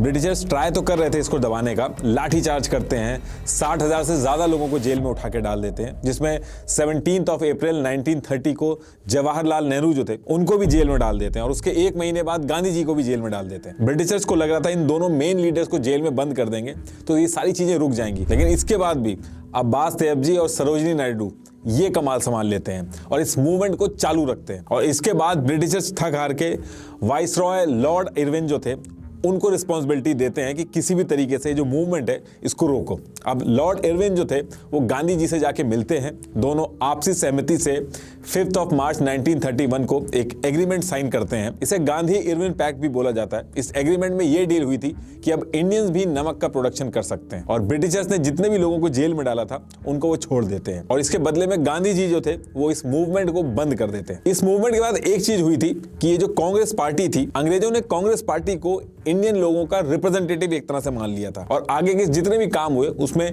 कांग्रेस को रिप्रेजेंटेटिव मानते हुए किया, जो कि कांग्रेस के लिए बहुत बड़ी विन थी। अब इधर ये मूवमेंट बंद तो हो जाता है, लेकिन दूसरी तरफ भगत सिंह जी की जो फांसी थी उसकी डेट पास आ जाती है और कई इंडियन लीडर उनको बचाने के लिए लगातार मर्सी अपील कर रहे थे, पर सब रिजेक्ट हो जा रही थी। और फिर 24 मार्च की जगह एक दिन पहले 23 मार्च की शाम को ही भगत सिंह जी को फांसी दे दी जाती है और वो शहीद हो जाते हैं। कुछ लोग गांधी जी को भी ब्लेम करते हैं कि अगर वो चाहते तो भगत सिंह को बचा सकते थे, क्योंकि इस मूवमेंट के बाद अंग्रेज जो थे वो गांधी जी के सामने बैकफुट पे थे और अगर गांधी जी कहते अंग्रेजों को तो उनको उनकी बात माननी पड़ती जैसे बाकी बात मानी थी। अब इसके बाद क्या होता है कि ईयर 1938 और 1939 दिसंबर में कांग्रेस के जैसे सेशन होते हैं दिसंबर के मंथ में, तो वो होते हैं और इन दोनों सेशन में सुभाष चंद्र बोस जो थे वो प्रेसिडेंट बनते हैं। लेकिन सुभाष चंद्र बोस जो थे वो थे तो कांग्रेस में, लेकिन गांधी जी की जो नॉन वायलेंस वाली थ्योरी थी उससे एग्री नहीं करते थे और उनका मन था कि कांग्रेस ये हड़ताल वगैरह के रास्तों को छोड़ के उनसे ऊपर उठे। उनका मानना था कि अग्रेशन और वायलेंस के बिना आजादी नहीं मिलेगी। बात इतनी ज्यादा बढ़ जाती है गांधी जी और सुभाष चंद्र बोस जी के बीच में कि गांधी जी साफ मना कर देते हैं सुभाष चंद्र बोस जी के साथ काम करने के लिए और सुभाष चंद्र बोस क्या करते हैं कि वो कांग्रेस के अंदर रिजाइन डाल देते हैं और अलग से एक अपनी पार्टी बना लेते हैं, ऑल इंडिया फॉरवर्ड ब्लॉक। अब सेम टाइम पे यानी कि सितंबर 1939 में सेकेंड वर्ल्ड वॉर भी शुरू हो जाती है और लॉर्ड लिनलिथ-ग्लो बिना किसी इंडियन या इंडियन लीडर के किसी से भी बिना पूछे डिक्लेयर कर देते हैं कि इस वॉर में जर्मनी के खिलाफ इंडिया हमारे साथ है और इंडिया के लोग हमारे साथ हैं। इससे कांग्रेस के जो लीडर थे वो काफी गुस्सा हो जाते हैं कि इंडिया के बिहाफ पे ये जो उन्होंने बोला ये गलत बोला है और इस पर्टिकुलर चीज को लेके कांग्रेस लीडर जो थे वो फिर से रिजाइन करना स्टार्ट कर देते हैं। और जब बात ज्यादा बढ़ जाती है तो लिनलिथ-ग्लो 8 अक्टूबर 1940 को एक प्रपोजल भी देते हैं, आप जो जो डिमांड कर रहे हैं इंडिया के लिए हम आपकी सारी बातें मान लेते हैं, बस एक चीज का आपको ध्यान रखना होगा कि ये सारी चीजें एप्लीकेबल होंगी सेकेंड वर्ल्ड वॉर खत्म होने के बाद। लेकिन जो कांग्रेस के लीडर थे उनको इनकी बात पे कॉन्फिडेंस नहीं आ रहा था तो वो इस प्रपोजल को रिजेक्ट कर देते हैं। इस ऑफर को ऑगस्ट ऑफर भी बोला जाता है। जब ये ऑफर रिजेक्ट हो जाता है, लेकिन ब्रिटिशर्स जो थे उनको इंडिया की नीड बहुत ज्यादा थी, यहां तक कि ब्रिटिशर्स ये तक कह देते कि इंडिया को हम डोमिनियन स्टेटस दे देंगे, बस वॉर खत्म होने तक का वेट करना होगा और इस वॉर में हमारा आप साथ दीजिए। लेकिन अब इंडियन लीडर्स को डोमिनियन स्टेटस में कोई इंटरेस्ट नहीं था, उनको पूर्ण स्वराज चाहिए था, फुल इंडिपेंडेंस। और यहां से ब्रिटिशर्स के लिए हर तरफ से चीजें खराब होना चालू हो जाती है। उधर सुभाष चंद्र बोस जो थे वो लगातार इंडिया के कोने कोने में इंडिपेंडेंस की जो एक्टिविटीज थी उनको बहुत तेजी से बढ़ा रहे थे, इसलिए उनको दिसंबर 1940 में ब्रिटिशर्स उनको जेल में डाल देते हैं। लेकिन वहां पे भी हंगर स्ट्राइक वगैरह करने लगते हैं, वो तबीयत खराब हो जाती है उनकी। तो कुछ दिन बाद ही सुभाष चंद्र बोस को उनके ही घर में उनको हाउस अरेस्ट कर दिया जाता है, मतलब कि उन्हीं के घर में उनको बंद करके पुलिस और जासूस वगैरह लगा दिए जाते हैं ताकि कोई एक्टिविटी ना हो पाए। लेकिन सुभाष चंद्र बोस क्या करते हैं, वो अपना भेष बदल के जैसे तैसे करके वहां से बच के निकल लेते हैं और इसके बाद वो दुश्मन का दुश्मन दोस्त वाला प्लान बना के अफगानिस्तान और रशिया के रास्ते होते हुए दिसंबर 1941 को जर्मनी के पास पहुंचते हैं, जो ब्रिटिशर्स के अगेंस्ट में था। जब सुभाष चंद्र बोस जर्मनी पहुंचते हैं तो वहां पे सब उनको नेताजी नाम से बुलाने लगते हैं और नेताजी जुगाड़ लगा के हिटलर से भी मिलते हैं और वहां पे उनको प्रपोजल रखते हैं कि आपने जो ब्रिटिश इंडियन आर्मी के सैनिकों को बंदी बना रखा है उनको आप मुझे दे दीजिए, हम मिलकर ब्रिटेन के खिलाफ लड़ाई लड़ेंगे। और हिटलर इस चीज को लेकर मान जाता है और फिर इसके बाद नेताजी जापान के लिए निकल जाते हैं। इंडिया के बाहर अलग अलग देश जाके सुभाष चंद्र बोस जी अपने हिसाब से इंडिया की लड़ाई लड़ रहे थे। इधर इंडिया के अंदर गांधी जी अंग्रेजों के खिलाफ एक नया मूवमेंट स्टार्ट करने का डिसाइड करते हैं। उनका प्लान था कि 8 अगस्त 1942 को वो क्विट इंडिया मूवमेंट करेंगे। बाकी के जो मूवमेंट्स किए थे उन्होंने उसी तरीके से ये भी था, इसमें भी नॉन वायलेंस था, लेकिन इसमें गांधी जी ने कुछ रूल्स चेंज कर दिए थे। इसमें गांधी जी ने सबको समझाया था कि सरकारी नौकरी इस बार छोड़नी नहीं है, बल्कि नौकरी में रह के आंदोलन करने हैं। जैसे मान लो कोई सिपाही है, अगर उसको इंडियंस को मारने को कहता है तो अंग्रेजों को मना करना है ये काम करने से। और गांधी जी ने ये भी समझाया कि इस बार ये मूवमेंट बहुत बड़ा होगा तो ये लीडर्स को फिर से जेल में डालेंगे, लेकिन झुकना नहीं है, डू और डाई फॉलो करना है, कर जाओ या फिर करते हुए मर जाओ, लेकिन इस बार पीछे नहीं हटना है क्योंकि दोबारा ऐसा मौका नहीं आएगा। इधर गांधी जी अपना भाषण देते हुए लोगों को समझा रहे होते हैं और दूसरी तरफ कुछ ही घंटों में अंग्रेज गिरफ्तारी शुरू कर देते हैं। ऑलमोस्ट सारे लीडर, जितने भी मेन लीडर थे, सबको उठा के जेल में डाल देते हैं और गांधी जी को नजरबंद कर दिया जाता है। अब यहाँ पे दिक्कत ये हो गई थी कि लीडर्स नहीं थे तो जो क्राउड था, जो आम जनता थी, वो वायलेंट हो गई थी। जगह जगह आग लगा दे रहे थे, सरकारी ऑफिस जो थे वहां पे आग लगा दे रहे थे, पीटना शुरू कर दे रहे थे ऑफिसर जो थे, रेलवे वगैरह जो थे वहां पे तोड़फोड़ स्टार्ट हो गई थी। और फिर ये सारी चीजें देख के अंग्रेज जो थे वो बहुत ज्यादा गुस्से में आ गए थे। अंग्रेजों ने कई जगह पे फायरिंग स्टार्ट करा दी थी। कुछ ही महीनों के अंदर 1 लाख से ज्यादा लोगों को जेल के अंदर डाल दिया था, हजारों लोगों की जान चली गई थी। तो कुल मिला के ये था कि अंग्रेजों को इस मूवमेंट ने घुटने पे लाके खड़ा कर दिया था। दूसरी तरफ इंडिया के बाहर सुभाष चंद्र बोस जो थे वो अपनी प्लानिंग रेडी कर रहे थे। वो जर्मनी में डायरेक्ट हिटलर से बात करने के बाद सीधे पहुंचते हैं जापान। वहां पहुंचने के बाद भी वो वहां के पीएम से मिलते हैं और वहां पे भी वो सेम प्रपोजल रखते हैं कि इंडियन ब्रिटिश आर्मी के जितने भी वॉर प्रिजनर हैं उनको वापस मांगते हैं। ऐसा करके वो अपनी एक आज़ाद हिंद फौज यानी कि इंडियन नेशनल आर्मी बना लेते हैं। इस आर्मी को बनाने का उनका मेन मकसद ये था कि ये आर्मी जाके इंडिया के अंदर ब्रिटिशर से लड़ेगी। इसमें इन्होंने एक ऑल वुमेन यूनिट भी बनाई थी। इस रेजिमेंट का नाम दिया गया था झांसी की रानी रेजिमेंट। ये जो आर्मी थी इसमें जितने भी लोग थे वो बहुत ज्यादा जोश में थे। और इसके बाद फिर सुभाष चंद्र बोस क्या करते हैं, वो अनाउंसमेंट कर देते हैं कि ये जो वर्ल्ड वॉर है इसमें आजाद हिंद फौज जो है वो जापान के साथ है। और कुछ ही दिन पहले जापान ने अंडमान और निकोबार आइलैंड जो था, तो वो जो आइलैंड था वो जापान ने कुछ शर्तों के साथ सुभाष चंद्र बोस जी को दे दिया था। और सुभाष चंद्र बोस क्या करते हैं, वहां पे जाके तिरंगा लहरा देते हैं। और ये जो अंडमान और निकोबार था इसमें अंग्रेज पहले क्या करते थे कि काला पानी की सजा देते थे। तो जितने भी इंडियंस को दी जाती थी उनको यहीं पे कैदी बनाया जाता था। तो इन लोगों को भी नेताजी ने अपनी फौज में शामिल कर लिया था। और इन्होंने अपनी आजाद हिंद की फौज से सबसे यही कहा था कि तुम मुझे खून दो, मैं तुम्हें आजादी दूंगा, दिल्ली चलो, इस तरीके के नारे दिए थे। अब इसके बाद मार्च के महीने में ईयर 1944 में नेताजी जापान के साथ मिलके इंडिया की तरफ घुसते हैं। फिर बैटल ऑफ कोहिमा और बैटल ऑफ इम्फाल ये सारी होती हैं। ब्रिटिशर्स के साथ सुभाष चंद्र बोस जी की जो आजाद हिंद फौज थी उसकी 1 महीने तक लड़ाई चलती है। और फिर उसके बाद 14 अप्रैल 1944 को मोइरंग के अंदर आजाद हिंद फौज जो थी वो वहां पे जीत जाती है और अपना झंडा फहरा देती है। और अगले 2-3 महीने में मणिपुर, नागालैंड, इनके काफी इलाके जो थे वो आजाद हिंद फौज इस पे कब्जा कर लेती है। लेकिन इसी बीच में एक दिक्कत हो जाती है, जापान के ऊपर न्यूक्लियर बम गिरा दिया जाता है। जापान सरेंडर कर देता है, लेकिन आजाद हिंद फौज जो थी वो लगी रहती है। लेकिन जापान जैसे ही पीछे हटता है, फौज को हथियार, खाने का सप्लाई, हर एक चीज में दिक्कत आने लगती है। और फिर आगे चल के मजबूरी में आजाद हिंद फौज को सरेंडर करना पड़ता है। अब ब्रिटिशर की फौज जो थी इससे जीत तो गए थे, लेकिन उनके ऊपर इंटरनेशनल प्रेशर बहुत ज्यादा बढ़ गया था। बाकी देश भी ये बातें डिस्कस करने लगे थे कि इंडिया के अंदर लोगों के साथ जो हो रहा है ये सही नहीं हो रहा है। दूसरी दिक्कत अंग्रेजों के साथ ये थी कि क्विट इंडिया मूवमेंट की वजह से पूरा देश यूनाइट हो गया था। उन्होंने काम धंधा सब रोक दिया था, उनका कोई काम ही नहीं आगे बढ़ने दे रहे थे। तीसरी चीज, ये अंग्रेज वर्ल्ड वॉर में भी काफी फंसे हुए थे और नुकसान बहुत ज्यादा हुआ था इनका। और आजाद हिंद फोर्स ने जो नुकसान किया था इसको देख के ब्रिटिशर जो थे वो बहुत ज्यादा शॉक्ड थे। ये जीत तो गए थे, लेकिन ब्रिटिश आर्मी में जो इंडियन सिपाही थे उनसे इनका विश्वास जो था वो पूरी तरीके से उड़ गया था। उनको ये चीज रियलाइज हो गई थी किसी न किसी तरीके से अगर ये किसी रिवॉल्ट को दबा भी देंगे तो उनके जो सिपाही हैं, जिसमें सबसे ज्यादा इंडियन सिपाही हैं, वो एक्चुअली उनके खिलाफ ही हैं। तो आज वो दबा भी देंगे तो कुछ टाइम बाद फिर से रिवॉल्ट होगा। ये एक नेवर एंडिंग प्रोसेस हो गया था जिसमें उनका नुकसान होना तय था। और मेन जो अंग्रेज आए थे वो इंडिया के रिसोर्सेज को पूरी तरीके से लेने आए थे।